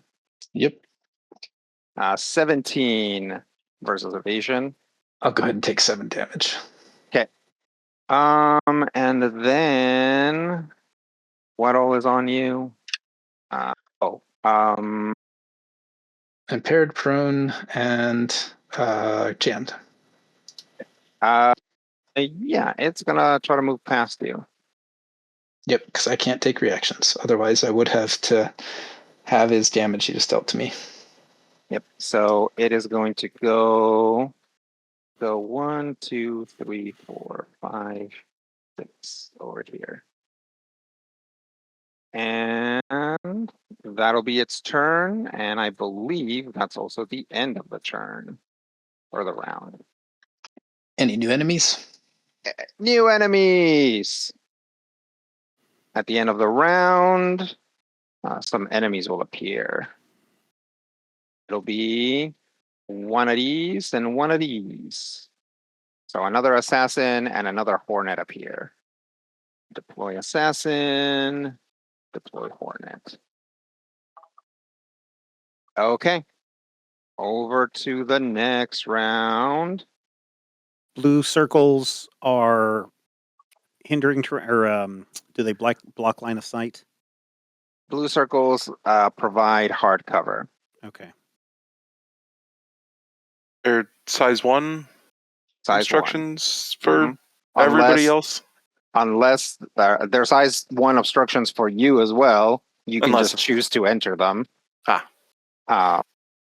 And they're only bigger if they're next to bigger terrain. So the only one in this map that is size 2 is this one back here. Yeah. All the other ones are size 1. Okay, so this is round 4, which is an even numbered round. Only technically this full round and 2 more to go. And I believe it's a player turn to Can you start off. Right? Remind me, can we split No, movement? it should be Oh, enemies. no. That's right. That's right. So I've got this fundamental problem with the way that CompCon does turns, in that Lancer cares about the number 0. And so I used to do like 0th turn is like the first turn, and then 1, and then 2, and then 3. Oh, So like yeah. every once in a while, my brain slips into that, which flips the like even odd thing for players. But anyway, I've never done it that way in this game. So yeah, even turn is enemy turn. So I also didn't say, but I should have became invisible at the end of my turn since I didn't move. Okay. Yeah. And we cannot split movement, correct? You can split only movement. You can't split a Boost. Okay. A boost. All right, cool. Let's see. Oh, who do I want to go? Assassin 3 could actually make it over to Tucson and start messing with that. I think he's gonna do that. Might as well. 1, 2, 3, 4, 5, 6. Yep, it's gonna have to boost. Got to reach for it to end there. It'll use its heated blade. Let me move over to specifically Assassin 3. Take an attack on Tucson, who is down, and thus gives him 1 more accuracy. That's going to be a 24, which would be a crit, except this guy doesn't care about crits. So that'll just be 8 more kinetic damage to Tucson. All right. I am down to 8 HP. Dang it. And that's that guy. Glad I decided to repair. Yeah. Mm-hmm. Yeah, if you had gotten greedy with damage, you would have structured already. For sure. So you're still jammed? Okay. Yeah, I'm still jammed. Until he goes again, he's actually got a stack of stuff on him. Yeah. You don't have What's that? what's the do you have Grease Monkey? No. I could if I go now I can get up and start swinging. But that might be a little bit greedy. I mean, unless you could pull that guy closer to you. I definitely can do that. Because then I could take a shot right through here and hopefully hit both of them. I mean, that's a risk, but hold on just a second. Let me check something. Okay, that's only once per round. I was going to say I might be able to pull both of them adjacent, but not exactly. And either way, I'm impaired right now, so it'll be difficult. It would be difficult, and depending on how exactly he does it, it might trigger some reactions. Do you want to go and try to like get clear? At least. You guys okay with that? Yeah, no, yeah, I'm good that's with fine. you getting rid of those conditions, Okay. if nothing Um, else. I have that projected shield I forgot to use last turn, but Oh, you can't I use don't it know. now because you're going to be jammed until the end of your turn. Yeah. Yep. Oh, you can't use systems too. Nope. Systems Bummer. or weapons. You didn't want that heat anyway. It says, okay, can't use comms, make attacks other than improvised attack, grapple, and ram, take reactions, or benefit from tech actions. Okay. But that's So- all it says on the CompCon. I know that there's a couple of the conditions that don't have their full text in here. Yeah. Which one are you looking for? Jammed? Yeah. Jammed characters can't use comms to talk to other characters, make attacks other than improvised attack, grapple, or ram, take reactions, or take or benefit from tech actions. Yeah, Okay, that's so all it that says is- in the All right. book. Yeah. All right. All right, then I will go ahead and activate my shield and take Okay. 1 heat. Who are you pointing it at? That is a very good question. I think it would be good against any of them because I think it still works against tech attacks too. Sure. Since they are attacks. I'll just mark it against the assassin that's right there. Okay. And then I'm just going to go ahead and spend my whole turn getting rid of conditions again. And repairing damage. I'll Okay. play it safe. Yeah. Way to tank. Yep. And Avoid that, I guess. I will spend my movement to stand up from prone. Okay.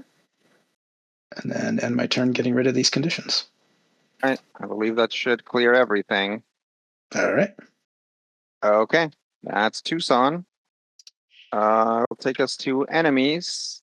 Let's go with Assassin 2. Assassin 2 is going to try to recharge its cloud projector, and it won't. And I'll try to. Pretty sure this guy. Yeah, he leaped at me. Yeah, he leapt at you. Yeah. Nope. I am absolute like garbage at reactivating systems. That is 0 for 3. Yeah. Yeah, I don't know if you guys remember like other fights, but like yeah, like I very rarely reactivate an enemy system. I mean, it's only on a 5 or a 6. Pikeman days, huh? Yeah. But you know, still lots of stuff it can do. So it is going to put an assassin's mark on Chameleon. Can I do that if I'm invisible? Oh, you're both invisible over there. Yes. See, this purple dot is the assassin's mark. So for the rest of the scene, the following effects apply. You have resistance to, or it has resistance to the target's damage. Damage it deals to you can't be reduced, and it has +1 accuracy to all forces saved by you, or all saves forced by you. It does say it has to be in line of sight for Assassin's Mark. He's in line of sight. Okay, so invisible doesn't block line of sight. Nope. Ah. And being in this soft You can cover or attack an whatever? invisible target all day. Oh, yeah. Yeah. Okay, so it's just if they're behind, like, size 2 cover and they're size 1 or Behind something. size 2 cover, in an assassin puff, or if they're hidden, which he's Okay. not. He's just No, not invisible. right He's now. just Just like invisible. he's just like a wavy predator, like running around that grove of trees, or no, sorry, inside that swarm. Yay, buzz buzz. Yep. So he'll do that, and then I'll go 1, 2, 3, and then take an attack at bandwidth, which was invisible. So we'll start with a die or with a coin flip. So on a 2, we'll move forward. Ah, Okay. darn. Okay, it's gonna use its heated blade, which is pretty accurate.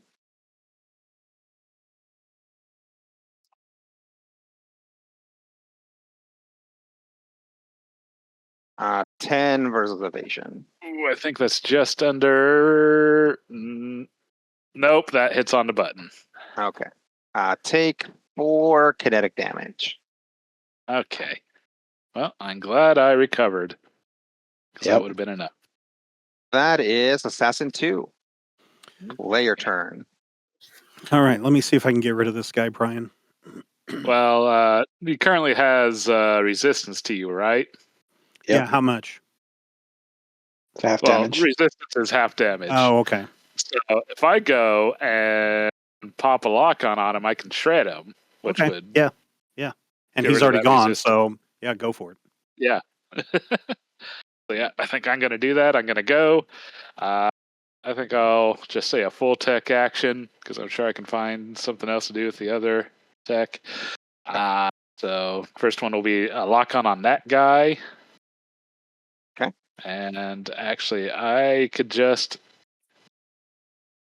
use my other action to have you go if you want to fire at him now and get that lock on. And since you're within 2 of me, that means you'd get to roll twice and take the better result.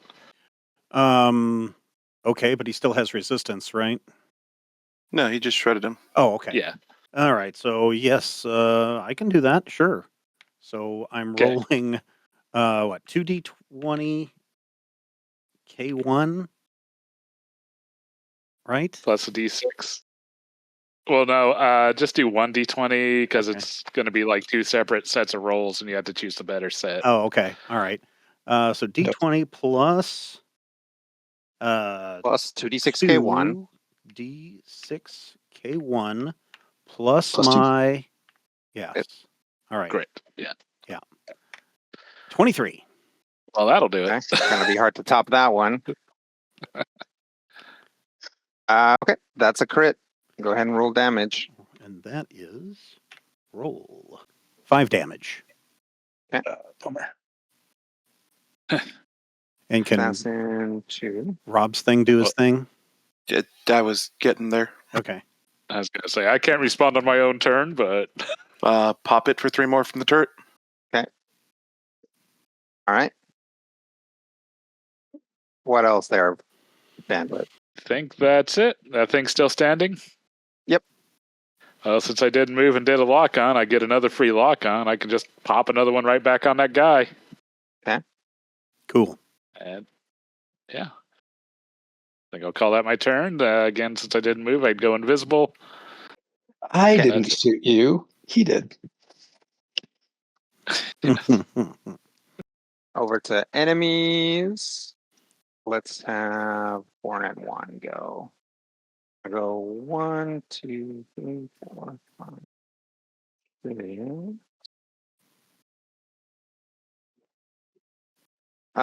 And then these jerks have to recharge something.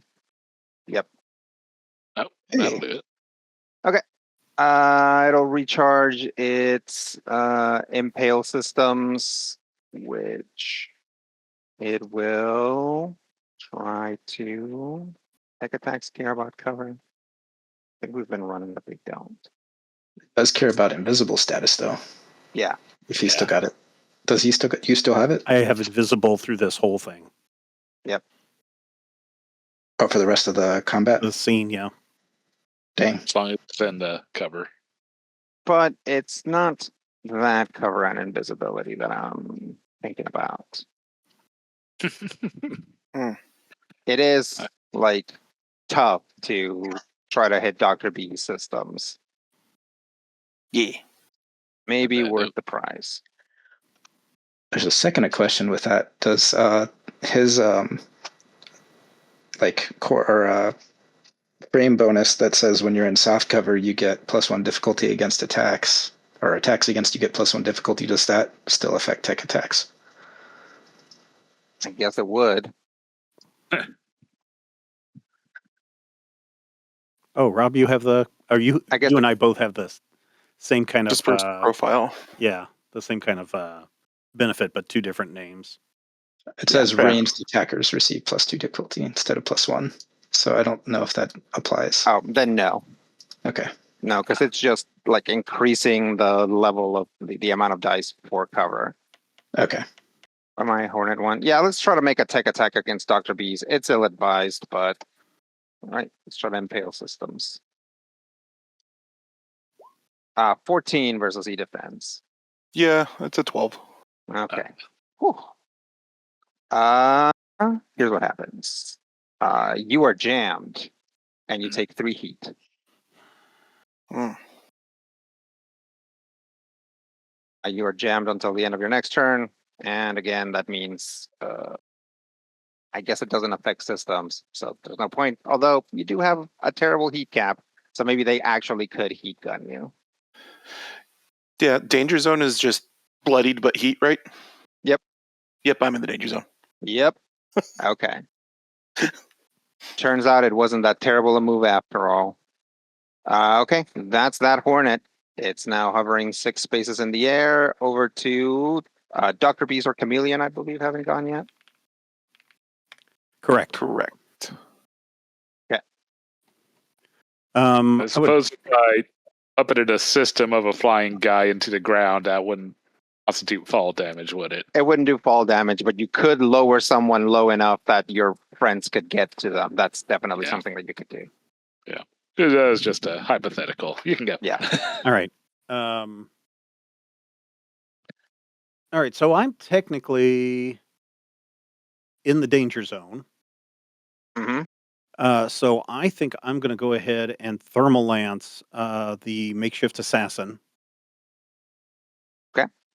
Because why not? How long does the shred last? Until the end of its next turn. Ooh. You gonna eat that lock on? Yeah, let's do that. All right. And you get to roll twice and take the better set again. All right. Plus with a D6 from the lock on.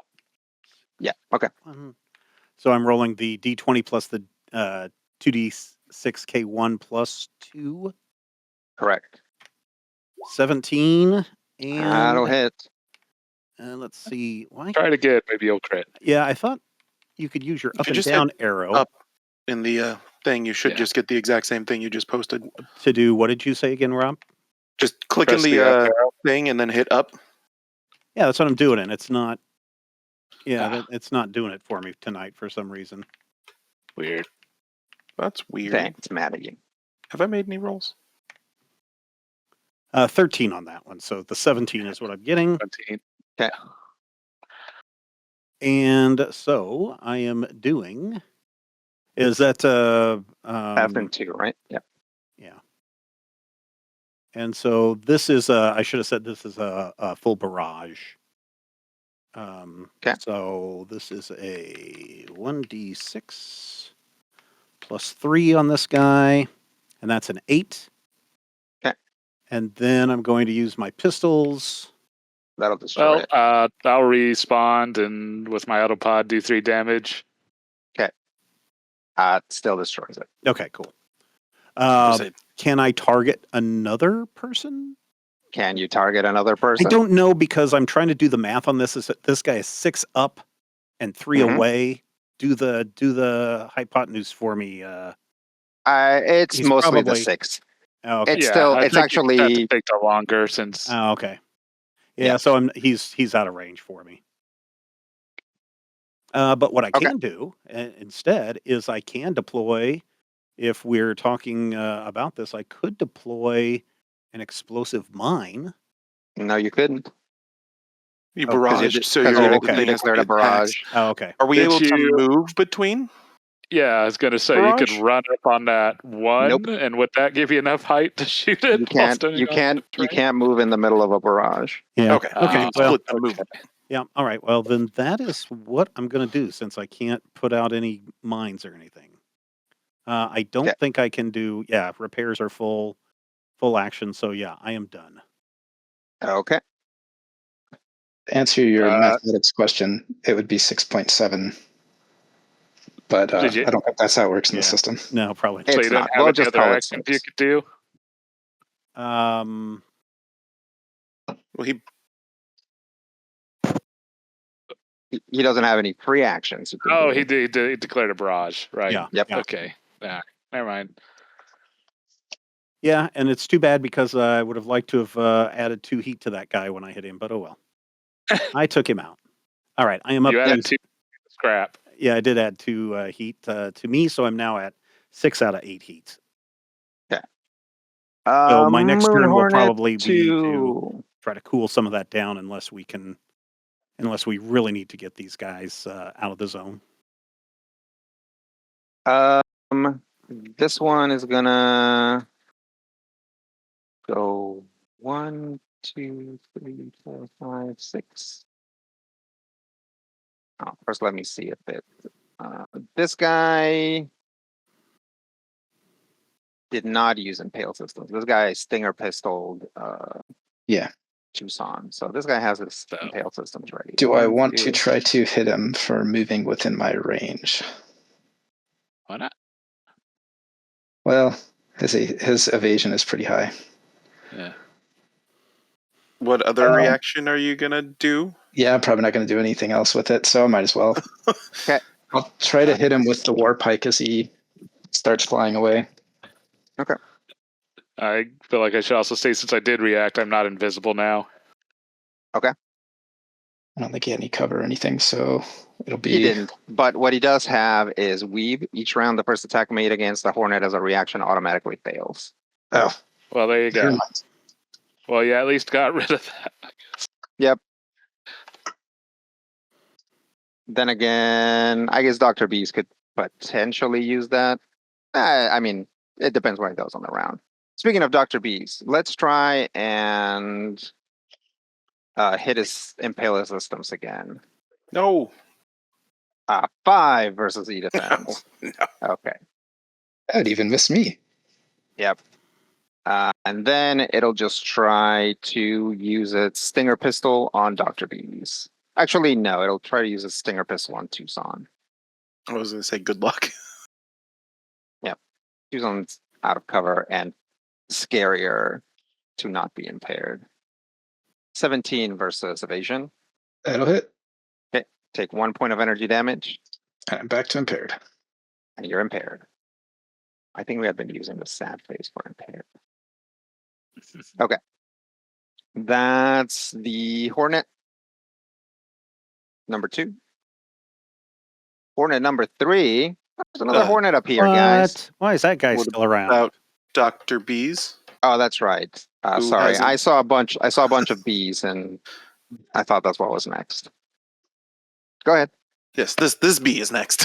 Right. So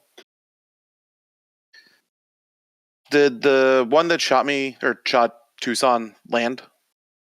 It's on It's sitting next this to my turret? two. Yep, set it next to your turret. The other one is 6 up. Yep. If it's 6 up, that means I can't move my swarm anywhere where it'd be within the swarm, correct? Correct. Your swarm has to actually sit on something. Okay. Can it sit on this wreckage? No. No? Okay. No. Wait, is this your? The Razor Swarm, which doesn't actually take a space, I Yeah. guess. So this is your chassis ability swarm, Yeah. right? Oh yeah. Then that guy, you can set that guy on top of the wreck. Okay, then That guy's a special case. Yeah. yeah, drone protocol.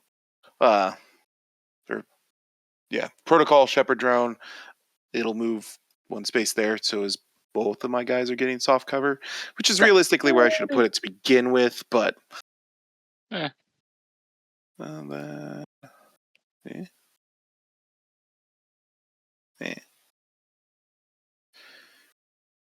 Yeah, I will drop a hive drone over in an area to protect Tucson a little. Hooray! I believe that should do it with its burst 2. Okay. which will also get the other thingy, the assassin within it, right? Mm-hmm. Goody. Yeah. Let me just check. If not, I'll put it on the ground next to Tucson. Yep, it can be there. What kind of drone is this? This one's a hive drone. So it's Burst 2, Greywash Swarm, allied characters at least partially within gain soft cover, as does the hive drone. Hostile characters take 1 AP kinetic when they start their turn in the affected area or enter it for the first time. Okay. That's one action. Okay, no, not yet. And then I believe I would like to use my core bonus or my core ability to proc my core bonus. Okay. So I will Enrage Swarm, which each hostile character in one of our areas created by my drones takes 4 burn. So that'll just be the assassin, unfortunately. Okay. The action's efficient, so I'll get the core point back at the end of the scene, unless I proceed to roll a d20 here because of universal compatibility. Okay. Which I spent a core point to activate a core system. I get to restore all my HP, cool all of my heat, and roll a d20 to attempt to gain 1 core point back. That's pretty cool. That was like a real Rob move. Ah, darn. So What I do you lost have the to core do? power. I have to roll a 20. Oh. Yeah. I mean, that was 1 in really good 20 roll. chance. Yeah. That part, I was like, that's probably not going to happen, but if it would be great. Yep. However, I am back up to 14 and no longer have any heat. Nice. Nice. Okay. And then What move. else? 1, 2, 3, 4. If I'm inside of that, they can't target me, right? Inside of what? Sorry, you can't see what I'm doing. The little Blue Buildings. the building They things. can target you. But they're getting like -2 difficulty. Yeah, basically you always have hard cover while moving through those. So they can still target you. Unless it's something like they're here and they're targeting you in this one. You see what I'm Okay. doing? Then Yeah. you actually would have just blocking line of sight. Yeah, I don't count as adjacent to them if I'm inside them for the looking over stuff. Essentially. Yeah, I'm gonna go there. Yeah, you just always have hard cover while you're in there. Like regardless of if they're adjacent to you, you still have hard cover while you're in there. Okay. But are the Hornets All right. half size or are they full size? They are half size. So they could technically fly in there and Yeah, but they're not going to because they're not melee attackers. So Yeah, they come in here and they're stuck in here with me. yeah, it's actually more dangerous for them to be in there. Okay, Yeah. what else there for Dr. Bees? I think that was a productive enough turn that I'm not going to push my luck. Okay, good call. Fair enough. And yes, for those of you that had never looked at Unicomp at Universal Compatibility, I just have one word for you. Just getting started. Sisyphus. Let's go over to Hornet 3. Hornet 3 is going to move 1, 2, 3, 4, 5, 6. Boost 1, 2, 3, 4, 5, 6. And it will be 6 spaces up.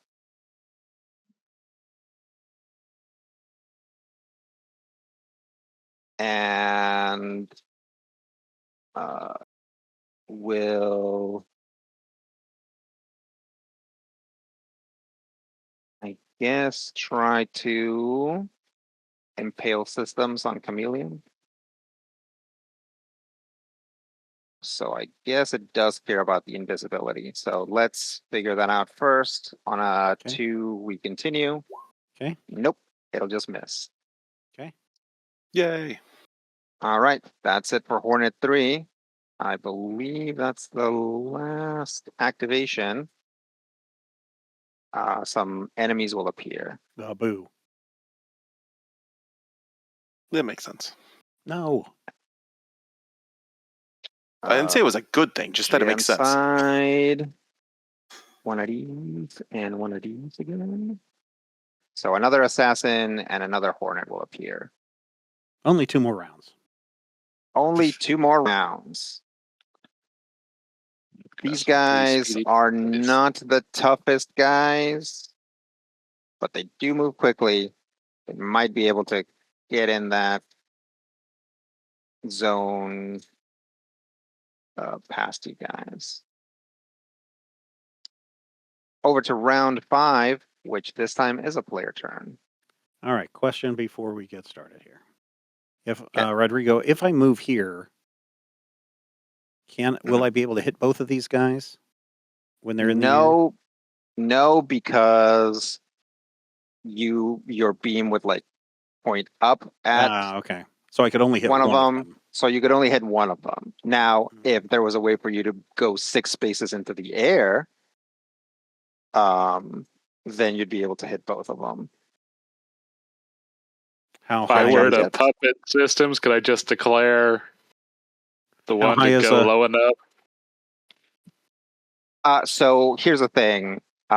If you puppet systems, they have to move their full The full- movement in one yeah. direction. You're So right. you could basically drop one of them, since their movement is 6, all the way down to the ground.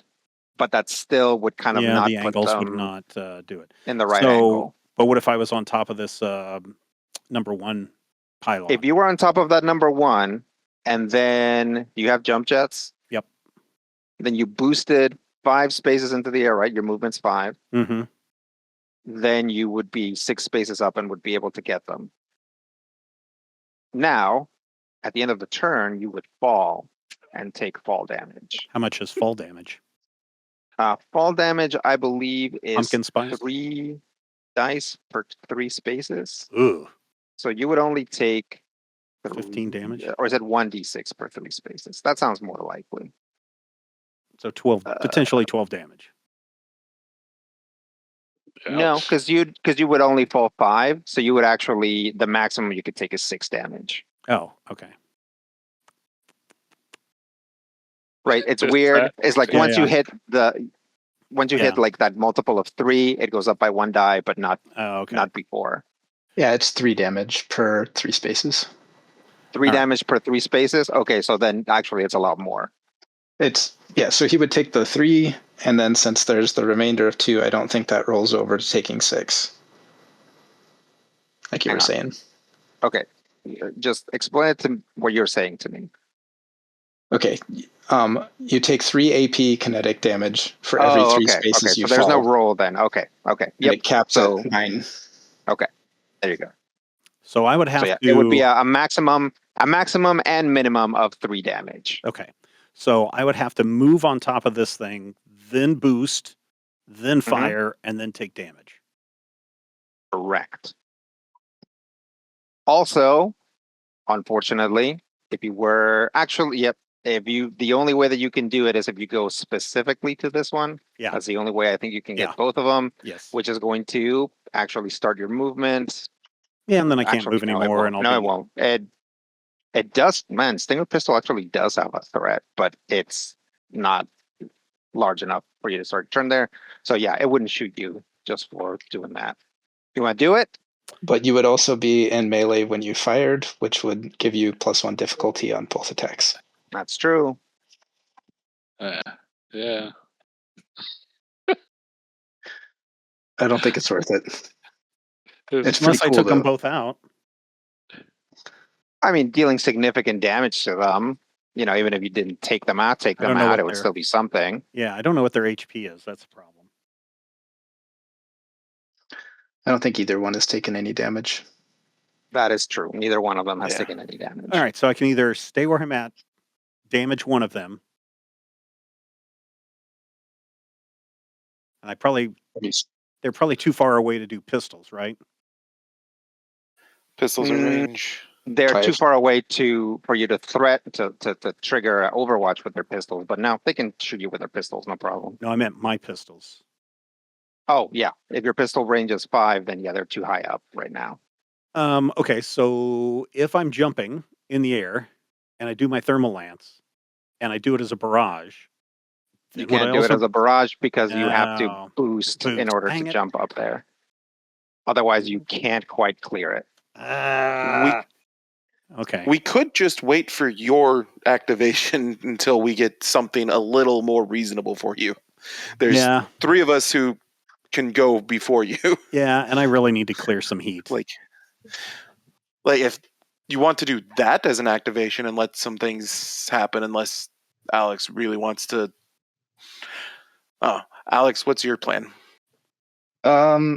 Probably swing on this assassin, and if I hit him, shenanigans into a melee or a grapple if possible. And if that works, then I'm going to drag him over towards that hornet so that I can try to swing on him too.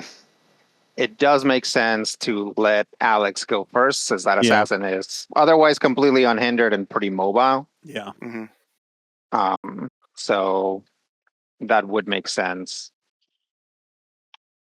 But also, this could be the day where you jumped into the air, shot 2 hornets, and took a bunch of damage falling back on your head.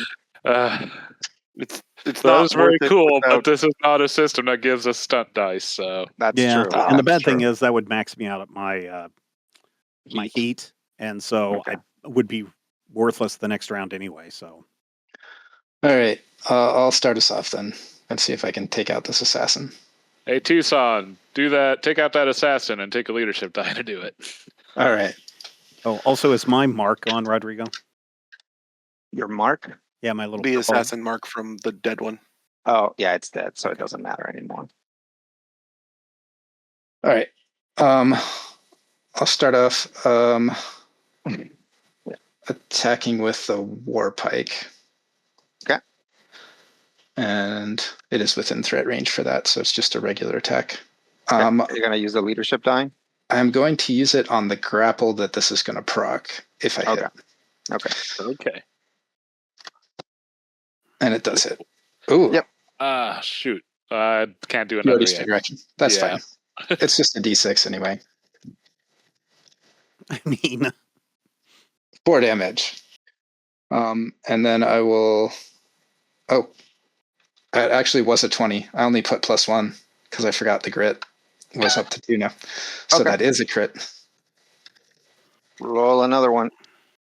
5 damage instead. More. All right, one more. Yeah. All right. And is Dr. Bees, is your turret drones available? It is. We'll pop it for 3. All right. I will spend my Blade Master die I just got to try to grapple it. And this time I'll spend the leadership die on that. Okay. 16. Go ahead. All right. I will move there as part of that grapple. And then spend my move action going 1, 2, 3, 4. I'm going to move to here, which will drag him along with me. Okay. Forced movement doesn't proc the hive drone, does it? The hive drone is I only guess it on, didn't like, enter starting. the area anyways. Yeah. Yep. Mhm. All right. And then I am going to, as the other half of my barrage, use my nanocarbon sword. It's targeting the assassin. Okay. 11? 11 won't hit. Dang. Maybe I should have gotten the accuracy instead of the overpower caliber. Mhm. The eternal question. However, I will remember this time to do the 3 reliable damage to him. Okay. Overcharge. Try it again. No, because overcharge has a 2/3 chance of overheating me. So Exciting, you say? Yep. I'll just end my turn and suddenly remember that I have impaired, which means maybe I need to re-roll some of these attacks.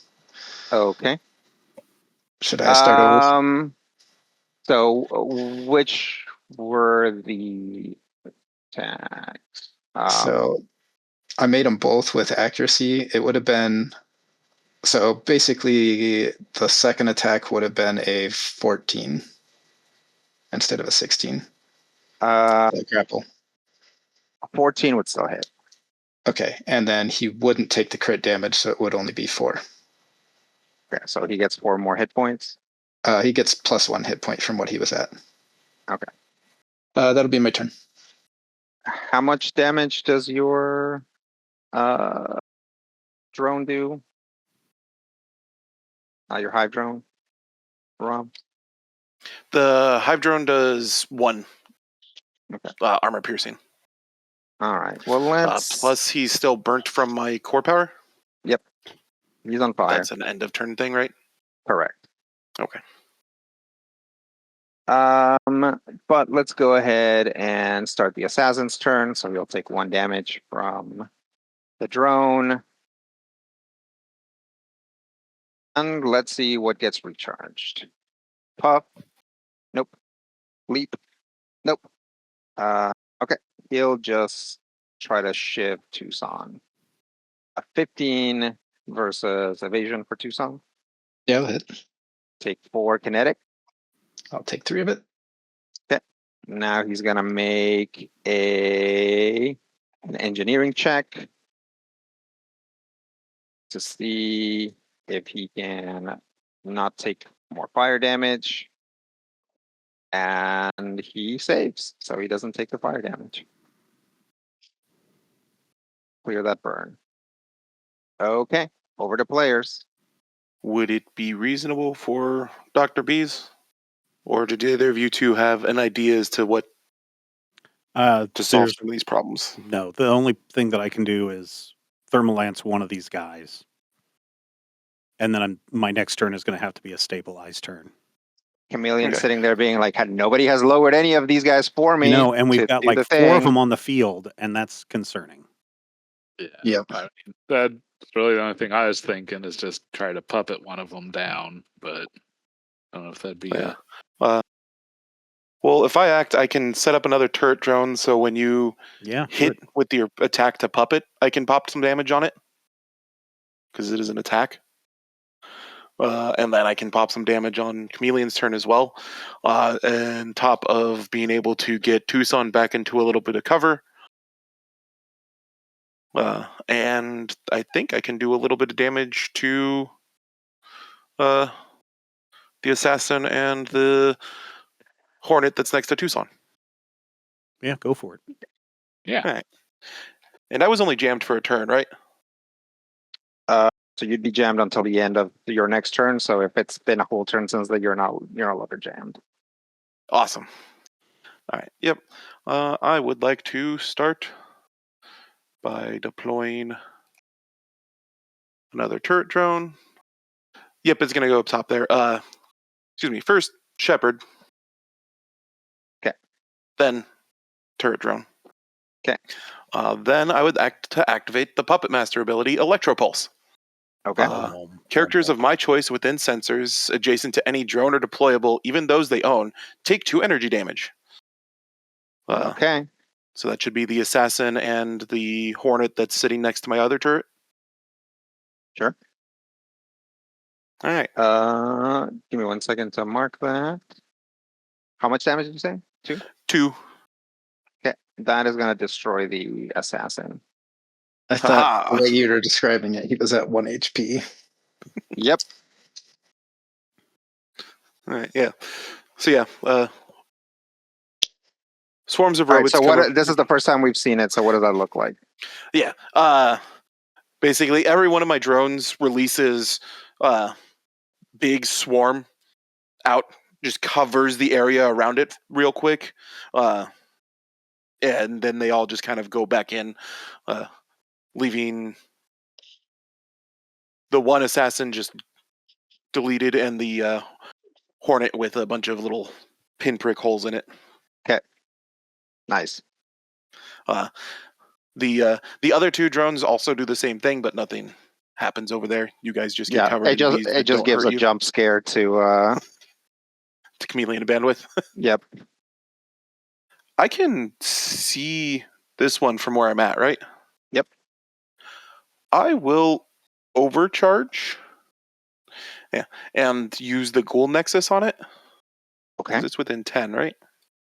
Yeah. To make an attack. I have no bonus or no accuracy buffs or minuses right now from here, right? Yeah, you don't.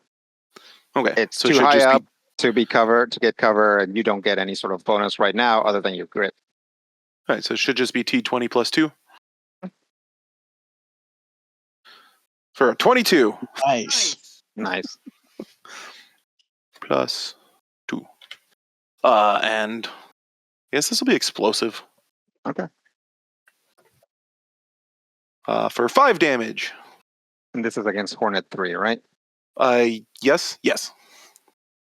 So I'm not zoomed close enough in to quite read the numbers every time. Okay. Also, the first time we've seen this, what does this look like?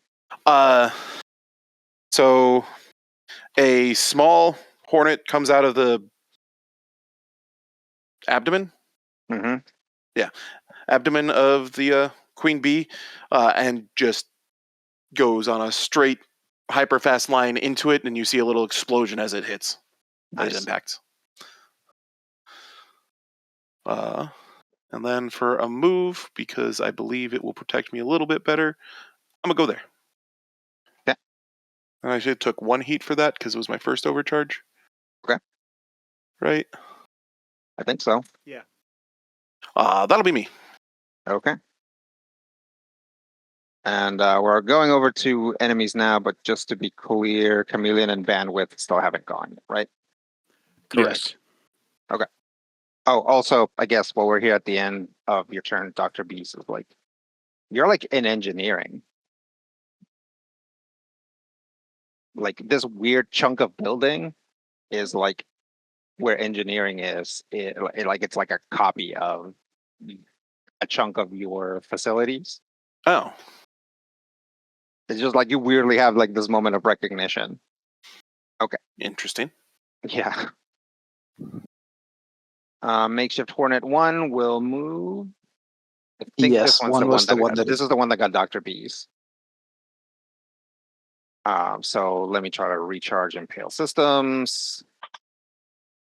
Nope. Okay. That's okay. I can just use its stinger pistol. It'll fly. I think it kind of has to. It's gonna fly and land here. And take a shot at 2 invisible this guys. Bandwidth. Invisible right now. No. Oh, Yeah. bandwidth. So hardcover and invisible versus just hardcover. So he's just gonna take a shot at Bandwidth. Yes, I know technically Chameleon doesn't have hardcover, but he kind of does. Yeah. 21. Oh no! Ouch! Oh, Damn. Yeah, that'll hit. Oh wait, I totally did not factor in the hardcover. Hang on a second. All right. So yeah, so that subtracts the D6, oh. puts us at 16, and then 17 minus 4 would be 13, which if that's evasion, that still hits. no, I would still be rolling a die of difficulty.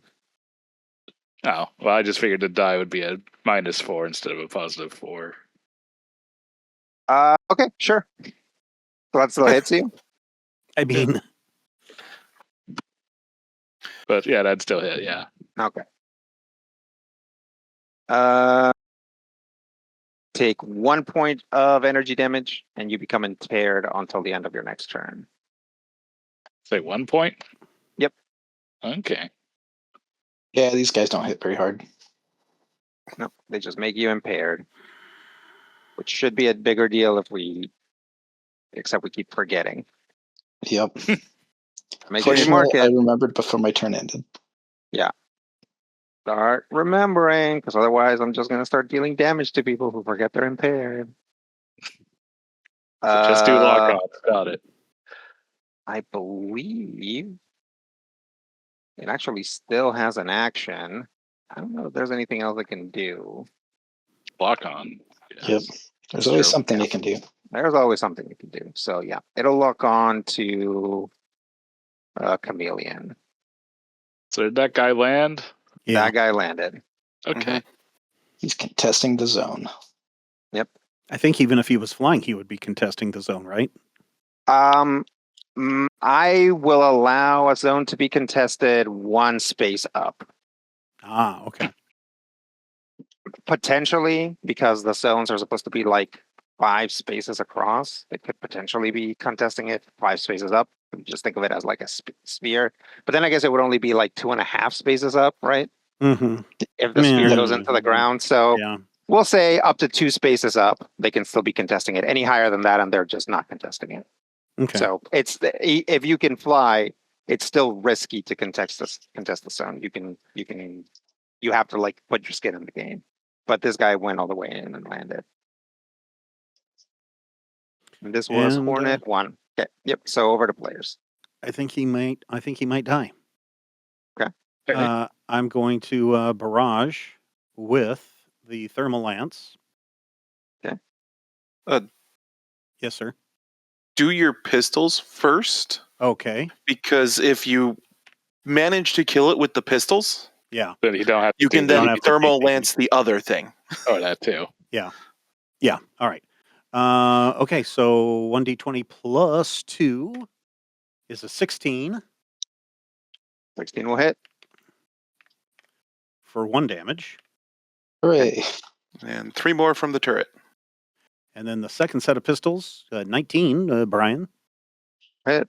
Yeah, I haven't done a reaction this turn, so sure. Let's make that a crit. 6 damage. 6 damage. Wait. 1d3 plus 3 for the pistol? Yeah, 1d3 plus 3. Yes. Okay. So should the first one have done more damage?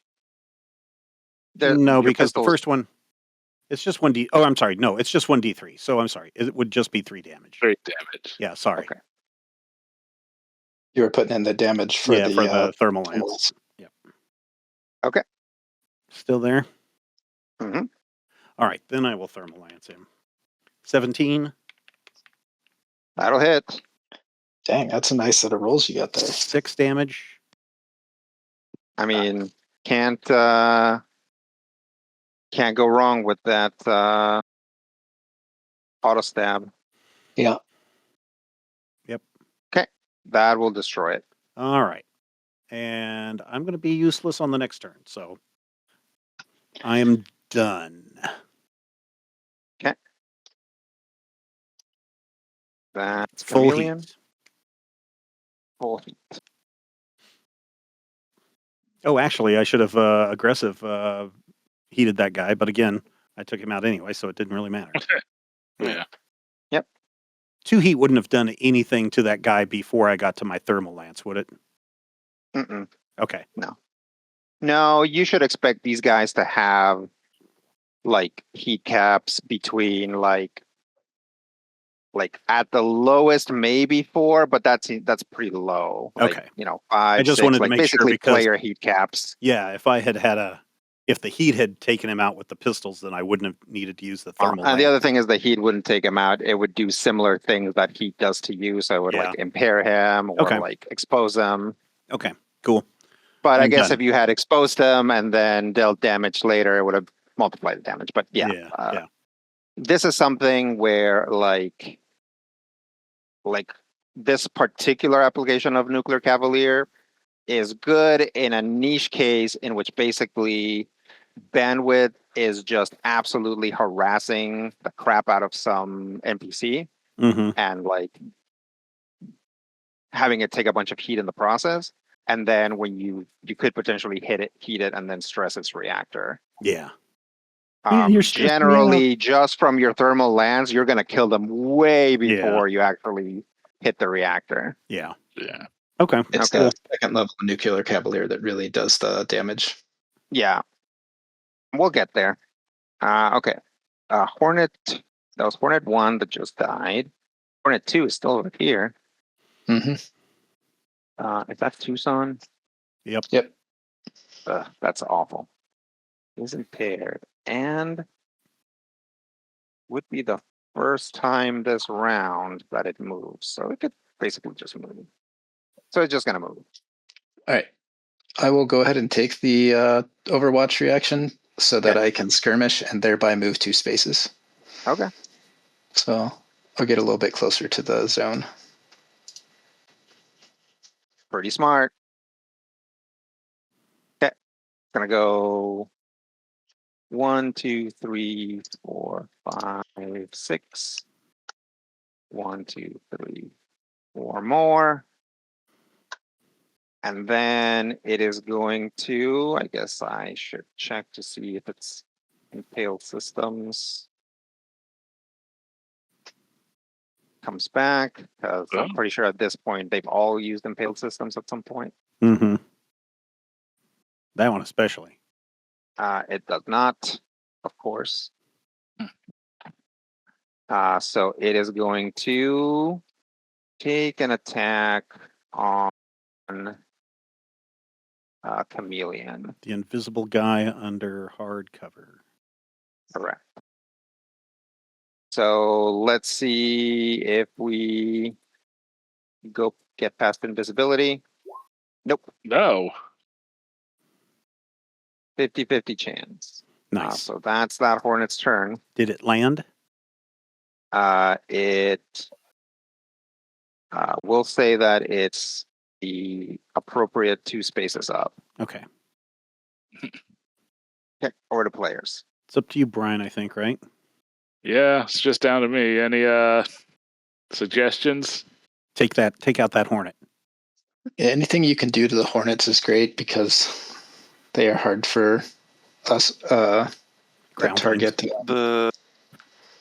Obviously the 2 up top haven't acted. Has this one acted? Not Number yet. 3? No.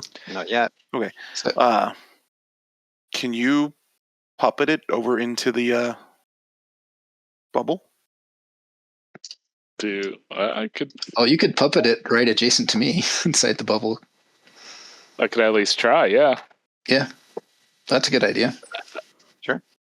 All right. Which one's this? 3? Yes? Yeah. Yes. Okay. I mean, it can just fly away from me immediately, but it'll be in the zone to take some damage. Mm-hmm. When it enters and starts its turn in the zone. Yeah, I'll go with a full tech action. The alternative is the Razor Swarm that's 2 AP damage, or 2 burn. Or is it 2 AP? It's 1 AP in this one. 1 AP, I know, the other one is The Razor 1 burn. Swarm is 2 burn. 2 burn. Yeah, that's better. The 2 burn? All right. Yeah. So, yep, let me try. I'll do an evade for my first tech action. Okay. You mean an invade? Yeah. Okay. And we'll see. Hey, I Nice. think a 22 will hit. Good job. That'll Brian. hit. All right, I will puppet him on down there. Okay. Where do you want him? Over by Tucson. I think he has to go here. He has to go there All right. Yeah. to be Yeah, next I was to gonna Tucson and in settle. the swarm. Provoke any Overwatch. No, I already spent my Overwatch. Okay. It'll take 1 AP when it enters. And that was an attack technically, correct? Correct. Yeah. So it'll get 3 damage from the other turret. Okay. That hasn't. Well, that'll destroy it. Nice. Very Sweet. good. Very good, Ha-ha. Brian. Very good. Okay. So I It's the get Bandwidth another Bees tag team. tech action. Do I want to puppet this other guy over here, or should I just mark him? Well, so are you talking burn about charge. That's number pretty 2? good. Yeah, number 2. I mean, getting him out of the zone slows him down. Yeah. Marching him between you guys procs Oh, yeah. Overwatch? Yep, and he goes right through the Razor Swarm as he goes through too. I don't have any melee weapons. Does that matter? And you can't react on your turn. that's No, pretty cool. you can always take an action. Like you can always overwatch with something that moves next to you, but they have to start Oh. their movement in your threat. Ah. Right. Yeah. So just moving past you isn't enough. Okay. I see. But also, if it starts to move this way, doesn't it get engaged and therefore end its movement as soon as it moves adjacent to one of the other of them? Yeah, specifically because of the way that Puppet Systems works, then yeah, that's what would happen. So he'll end either here or here, whichever space you wanted him to be in. Yeah. Who do you want it to harass when you're trying to take a ranged attack? I'd rather have it harass Chameleon. That's okay. I've got a charged Well, blade, so I can attack let's it. let's see if we hit the invade first. Yes. 13 versus That'll user. hit. All right. Yeah. Let's bring them on down there. Okay. You know, I could be jamming these guys too, but. And then, so upon entering, it takes 2 burn. Yes. Sorry. I was reading another thing because was bandwidth impaired at any point? He's Oh, impaired shit. now. I was. wasn't I? Roll a d6. For the first one, that made the first one a 17. Well, yeah, that So I think that still hit. That's if a 13 hit, then there was no way to the other one that couldn't hit. 9. 9. That still hits. Oh, All right. okay. Nice. Okay. What else? I think I'll just call it there and take my invisibility. Okay. Unless anyone else has some. No, that's good. Okay. Yep. We'll call it good there and maybe save any overcharges for the last round. Was a pretty solid turn. Is Overwatch an automatic thing, or is Overwatch something you have to declare during your turn? No, it's a reaction. So okay. Once it gets triggered, you can you declare the attack during somebody else's turn. Okay. Let's see. What do we have that's still alive? 2 guys Hornet up top. 4 and Assassin 4. So, yeah. Let's have Hornet 4 go. It's gonna go 1, 2, 3, 4, 5, 6. Boost 1, 2, 3, 4, 5, 6, and it'll land there. And then Assassin will go 1, 2, 3, 4, 5, 6. Right, because all the players have already gone, right? Mm-hmm. Yeah. Or not? Yeah. Yeah.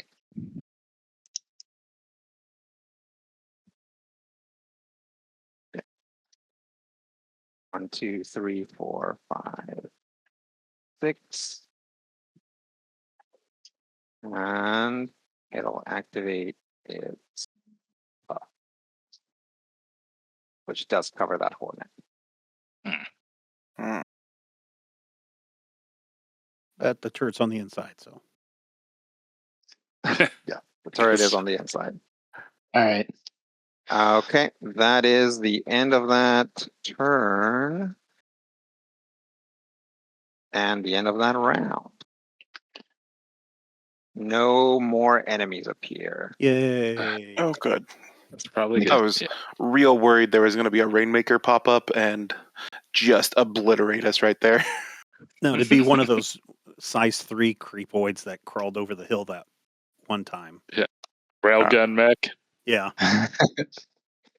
You don't I've think they'd be never fast read enough to bother us this round, though? It depends on where it showed up. If it showed a up, big shoot. if it showed up in the red circle, it would definitely cause us problems. No, I think they have to show up in the deploy They have zones. to show up in the purple zone. Okay. Yeah, Yeah. the warnings. I mean, I reserve the right to mess with that, and I think Screw I with even us. have in the past. Yeah. But usually, it'll at least be foreshadowed in some way. Yeah. A little bit of telegraphing somewhere. Yeah, somewhere. Just so Telegraph. you guys can at least have the opportunity to figure it out. Okay. Let's have Hornet 4 go. Boo. Darn. Yeah, I was gonna jump into that zone with them and try to smash them before they could leave. Yeah. Well, it's This is round 5? unfortunately this is This is round round 6. 6. Oh, okay. This is the But final And round. there can be Okay. no enemies in the God zone dang at it. the end of I this don't know if we're going round. to make it, guys. I'm gonna Yeah, give I think we got a good shot. I cannot use my thermal lance unless I want to yeah. take some major damage. I think we just save Tucson for the end so he can drag whatever the last bit is out of there. Out. Okay. Yeah, hopefully. I won't be able to do it against Hornets very well, but I could hit the Assassins pretty reliably. Hornet, which one was 4? Gonna move there, hover 2 spaces above, and this one's fresh, so it's going to try to impale systems on Chameleon. Okay. Invisible. And it'll Nice. miss. Oh, Yay. man. I'm lucky on this tonight. Yep. Sorry, Brian. I know that hasn't always worked for you, but It happens. I've actually been pretty good with my invisible. So, Yeah. question. Uh, I guess player you're turn. finishing up the turn. Go ahead. Yeah. No, that's what it's doing. It's just hovering 2 spaces. Okay. Before we go all in on this, would we want Dr. Bees to go first so I can reset, have the turrets ready to go for every possible attack, I think so. and potentially get a little bit more damage? Because I believe Puppet Master and, the Electro Pulse is not a once per Scene or encounter. once per scene thing. I can do it every turn. So I don't think I can get the one that's hovering over in the corner. And I'm not sure if I can use Shepherd Drone to move the turret next to the assassin. It just says move a drone I control up to 4 spaces if it's within sensors. And I don't know if the assassin puff will block my sensors. That's a good question.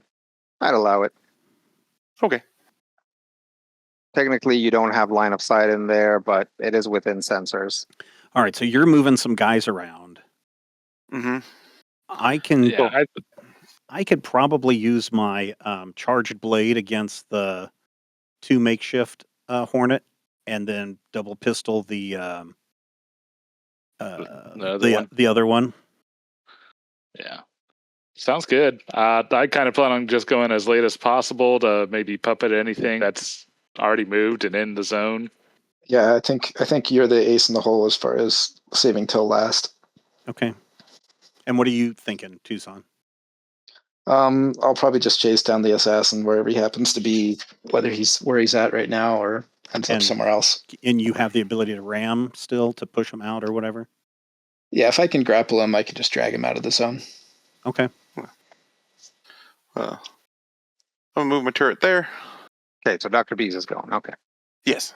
Yeah, that was. Shepherd Drone. That. Yeah, I can't get anything adjacent to this one. So, It's only 2 spaces up, so I think if you deploy something on the ground adjacent to it, it would still be adjacent to it. Because Rodrigo. I guess. Nope. No? Okay. It would have to be 1 space up. Yeah. Right. Especially since all of my stuff is like half size as well. At most. I can drop my second hive drone to put it in a bubble so it takes damage when it starts. Or I can either drop my second hive drone to put it in a bubble, or I can drop the last turret. But then I am out of turrets for any other combat on this mission until I do some amount of repair. The hive drones repopulate, so. Okay, if you want to. Unless you got, you have that Ghoul Nexus. Yeah, I do. That's fair. Yeah, I think that'll do more damage than the drone. Okay. You make a valid point. So first action is going to be Electro Pulse again to do 2 damage to anything adjacent to, or to any adversary adjacent to one of my drones. Okay. which So should that'll just be the be new the assassin. What about and this? the one that just got puppet mastered into melee. That one's not next to your drone. It's not. Nope. Your drone is this entire zone. Oh, Right? Like the same thing that makes it a special drone that lets it sit on top of that. Like this entire thing is your drone. So it's not next to your drone. It's kind of weirdly inside it. that makes math hard. Tell me about it. Like that makes math hard, and I still pushed you to take this over a Hydra. So that just lets you know how bad the Hydra is. Okay, let me see. The assassin. Assassin 4 is going to take 2 points. Is it AP? No, it is just 2 energy. I don't have line of. Do I have line of sight on the one out there from where I'm at? From where you're at? Like it's awkward. Yeah, it would just get soft cover if you were trying to take a shot at it. Alright, well, I mean, I can split my movement, right? We said that Mhm. earlier. Yep. So I can just move to shoot Shoot. it from here, Sure. Pop back in. Yeah. pop back in. So that's what Well, I'm I gonna do. Yeah. I'm Soften it skirmish up. with the Ghoul Nexus. Okay. Which should just be the D20 plus 2 currently because of no bonuses or flaws. Penalties? I think so. So, yeah. 15 versus E defense. Wait, hang on. Just 1 second. 11, Which I hornet think. is this? Number 1. It's It is the 4, most sorry. recent one, so 4. 4. Yeah. Oh. Right. How much did you roll again? 15. That'll hit. And I guess I can choose burn as a variable damage. Really? I would. The drop down is letting me choose it when I go to activate this thing. And let me read up on it. That This is might the be wrong. prototype weapon. No, this is Ghoul Nexus. Yeah, I was. That's what I was reading on when I missed the question earlier. Was like trying to find something that told me no, because that seemed. I guess the book just says Strong? choose this weapon's damage type. It doesn't like list options there. Yeah, but usually, like Oh, I guess it actually on has top of there it says kinetic, explosive, or energy. energy. So Yeah. no, burn. It allowing burn is a mistake because that would make it way too strong. Yes. Yeah, because the drop down has both heat and burn on it. Yeah, usually heat and burn will be specified if something can do heat or burn. Okay. So no. But yeah, you can pick anything else. Darn. We'll just shoot another explosive bolt because I don't know how to describe the other 2 just yet. Sure. Go ahead. Lightning gun. Lightning bead. Yes. Sounds like a bug zapper. This is just D3 plus 2 for 4. I don't want to do too much in the way of overcharging, and I've got turrets to help out for the rest of it, so I feel pretty confident in hiding back in my little hidey hole. And Okay. calling it good from there. Okay. Next up, Hornet 2 is going to move. So this is where Overwatch would happen? This is where Overwatch would happen. Okay. So it's going to move away from you. All right. Now I would like to use my charge blade to swing as it moves away. Okay. Unfortunately, First Yeah, reaction move. misses. Yeah. Yep. this thing has a thing that says that the first reaction automatically misses. Oh, okay.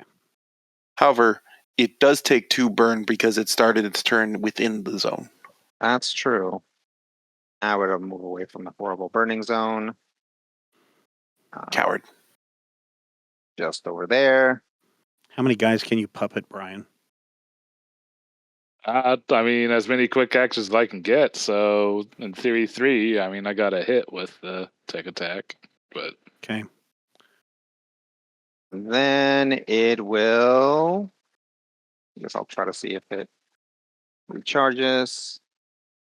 Impale systems. Nope.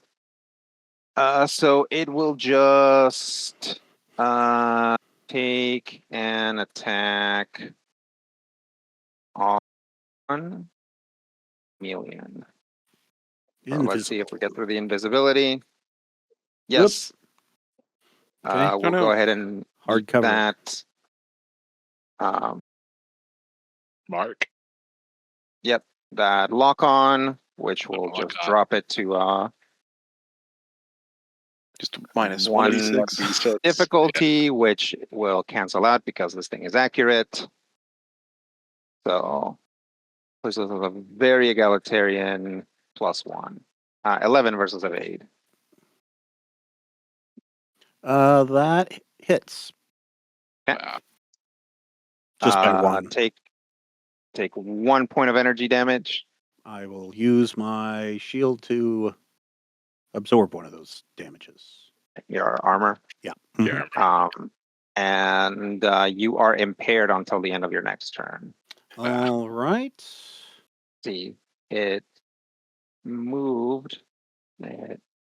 Oh, nope. Yeah, it moved because it didn't recharge this thing. So actually, it's just going to put another lock on. It'll go ahead and put another lock on. And that will be its turn. I know what you're thinking, Rob, but Oh, hang on. Hang on. It needs to save against. Oh yeah, burn. Higher. Yeah. And it does. Boo. Wow. Yeah, boo. But I'm at full heat. Can you do attacks that just don't cause heat and Yeah, I we mean, were kind of over one way or the other. Rob was trying to get me into position to where I could use thermal lance these two guys.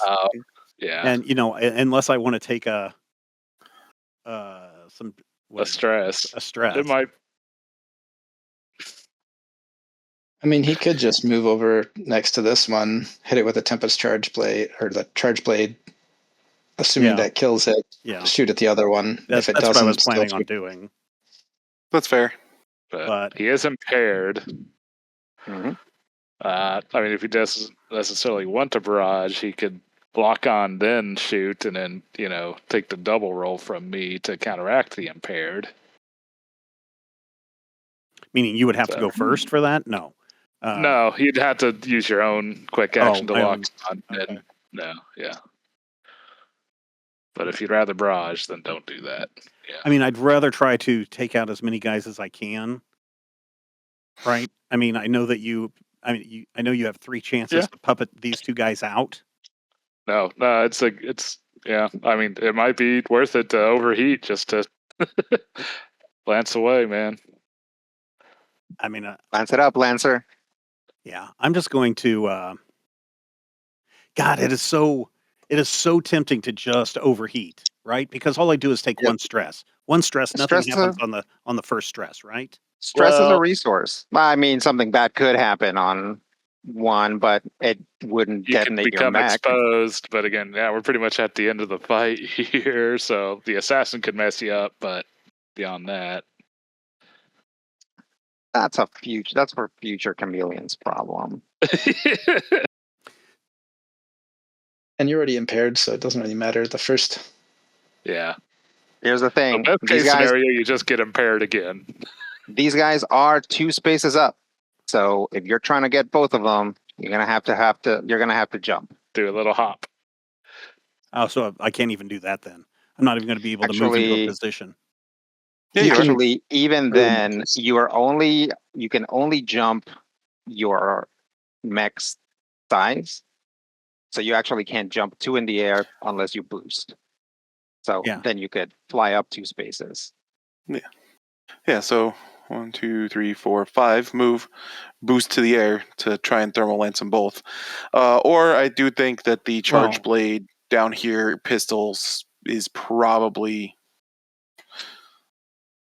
It's not as much damage, but you know, I mean, it's. I mean, I don't know. the one down there has already taken 4. Yeah, I'm just going to do the move, charge blade, and then pistols. Okay. So, Enough. all right. I'm going to move down here by makeshift hornet 2. Okay. And then I'm going to barrage with charge blade. Okay. Don't forget you're impaired, so you're doing minus a d6 on your Yeah. attack. I guess I could have also auto-potted. But, Minus 1d6, you said? Okay. yep. Oh, geez. Ooh, Minus gross. 2. Minus Wow. 2. Wow. Okay, Did I well, do that'll that right? whip. How do I do it? 2 plus 2 is 4. Oh, minus 6. Ugh. Yes. Minus Ugh. 6. Yeah, Yeah. you roll the Ugh. max on the All right. 4 Well, minus difficulty. 6. Yeah. all right. Well, let me spin around and fire from my hips with my double pistols at Okay. the other guy. Wait. So on top You of could do it being at this guy. Yeah. yeah, so on top of being impaired, now you are firing a ranged weapon while in melee. So you're gonna do minus 2d6 k1. I mean, you still do it. Like, yeah. it's just Because he already declared. do it into the guy that you're on top of.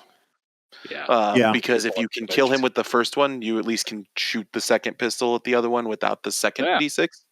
There's also that. Yeah. That's true. Okay. 1d20 plus 2 minus 2d6k1 on Moonshift Hornet 2. Okay. 0. 0. Is that better. within 1? Okay. So anyway, I don't know if these guys have armor, but reliable 1 on the first pistol. Okay. There's that. This is 2, right? Yes. Yep. Okay. Yeah, the one he's adjacent to. Yep. Do we know what their No, HP I've is? been asking. Well, their evasion is certainly higher than -1. So Are you sure? Well, I'm trying to figure out how much damage Hornet 2 Much has HP. taken. Yep. I think that makes it 5. All right. Well, I'm just going to shoot at the makeshift Hornet again. at the same one, Yeah, at the same one with my other. still at pistol. minus 2d6. Yeah. Shoot it. 2. Never mind. Oh. Ew. I mean, that Move it doesn't up hit. every time. Yeah. You want to overcharge and try again? No. I mean, that is still 1 damage. reliable Yeah. 1. Reliable one will do it. Nice. Nice. Yay! All right, Brian, it's up to you. Oh, we still got a Tucson. Well, yes, we Yeah. have a Tucson, but But he's going to deal with the assassin. hopefully, yes. And the assassin's probably moving in right now. Hopefully. Yep. Okay. Let's look at the assassin. So it He has observed really all of the cool killings that Chameleon has done and says, no, thank you. Decides to leave. yeah, that's right. It definitely watched you whip 3 times and is very scared. Whip 3 times and still take the guy out. Yes. Yeah. No, you're right. It definitely watched like your Spray a Your- bullet. yeah, like I your would say- system, like your system's like auto aim, Yeah. like managed to like nick it a couple times. Yeah. Impaired right. goes away at the end of Anyway. my next turn. This No, is it the goes end of away this now. turn. Oh, okay. So you're no longer impaired. Yay. And I'm invisible again. Let me start up the assassin and we'll see if he reloads the pup. What is that? Is it a 5 and Yes. 6 or just a 6? He does? 5 and 6. Nice. What can he This- do to make this as annoying as possible? Yeah. Right. I think he moves. I can't quite get all the way in with just 6. Wait, hang on a second. I might let him go. Yep. I guess yes, he can because he specifically has high bioplating, which like allows him to like climb and stuff. Oh, so So hindering terrain doesn't bother him. hindering terrain doesn't bother him, and that one obstacle is not going to cost him 2 to climb up. He just gets to climb up it. Kai bioplating is something that some of you have available as a core bonus and can look at as well. It's pretty cute. So I guess trying to see if like it even matters for him to like try and attack. Yeah, he wants to go and get right next to bandwidth. Yeah, Right here, where he's right out of there the in the zone. fire. Right there outside of the zone where it doesn't even count. And he's also in the fire. I think we're just looking at. Wait, hang on. 1, 2, 3, 4. 1, 2, 3, 4, 5. Could just leap and no, he wouldn't have enough like things to like leap at him, stab him, and then do the puff. So I think the move here is go 1, 2, 3, 4, 5, 6. So he'll move and boost here. Ugh, deep. And reactivate the puff.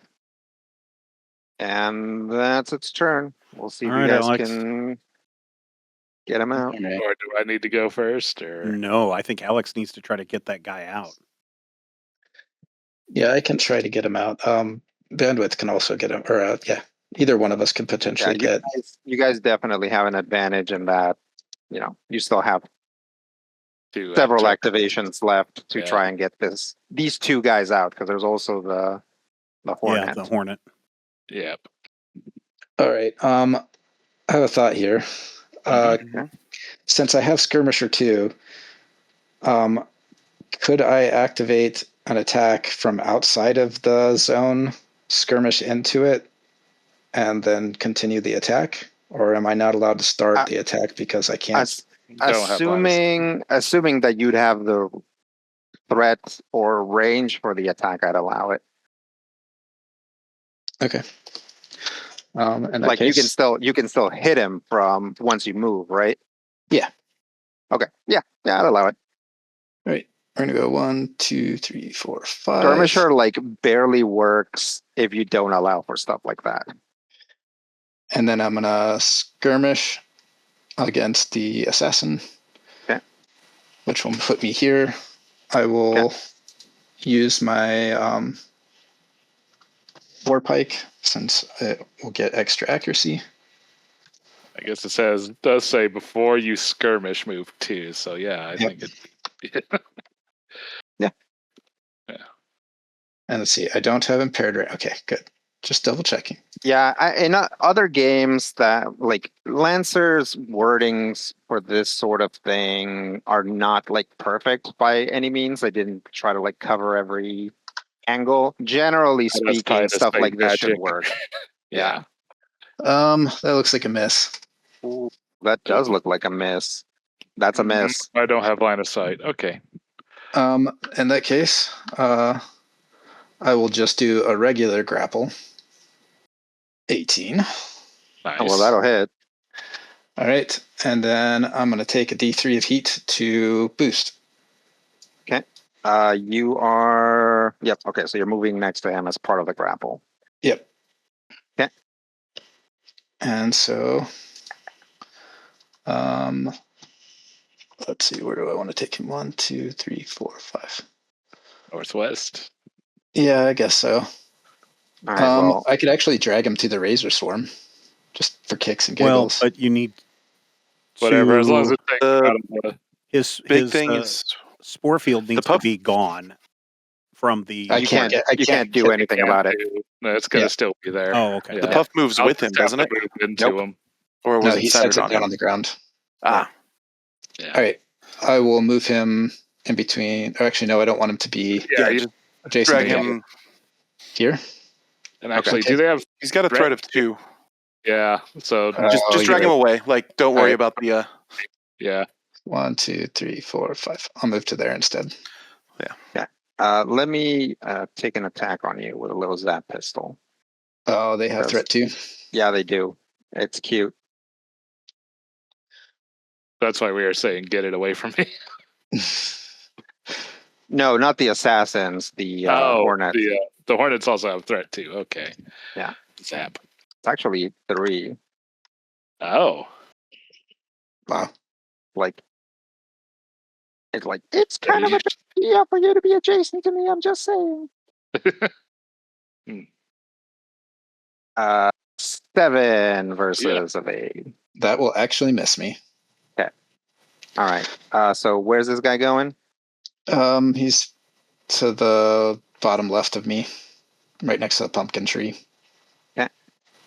Other side. Because that was where he was Right. in relation to me to begin with. And then I take a D3 heat, which will overheat me. Nice. And there we go. And then I need to roll, is it D6? Yep. 4. That You're doesn't sound. I am exposed.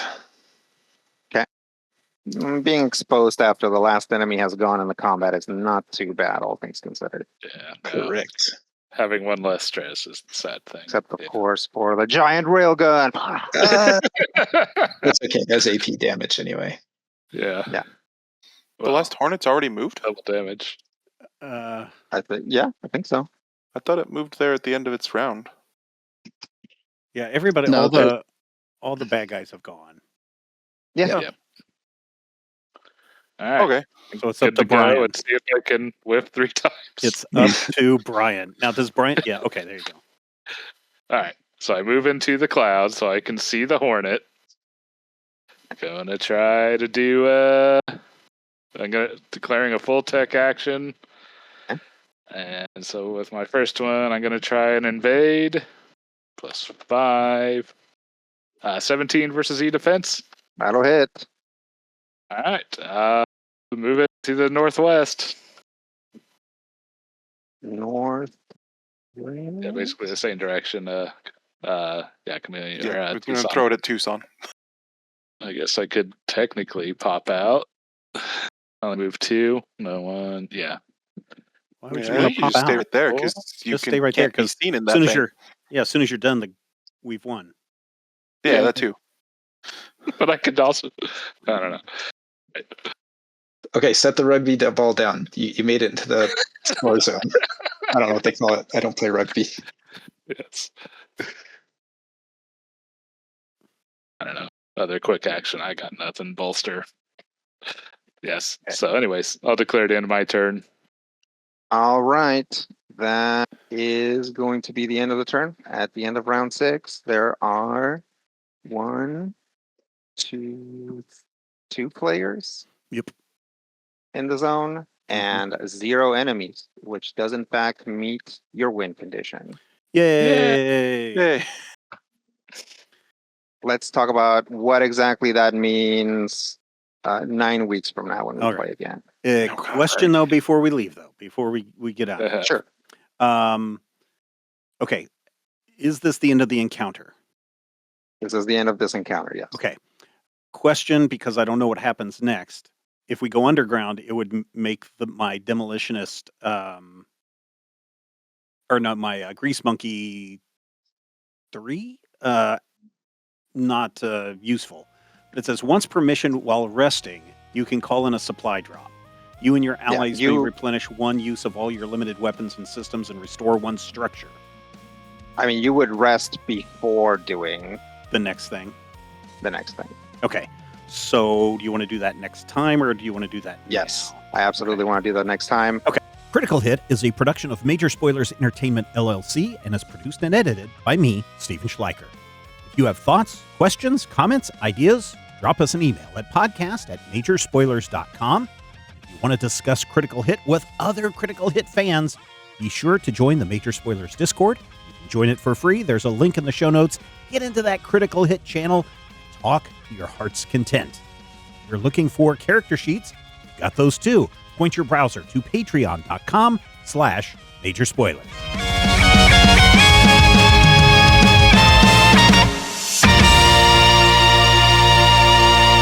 This podcast is copyright 2026 by Major Spoilers Entertainment, LLC.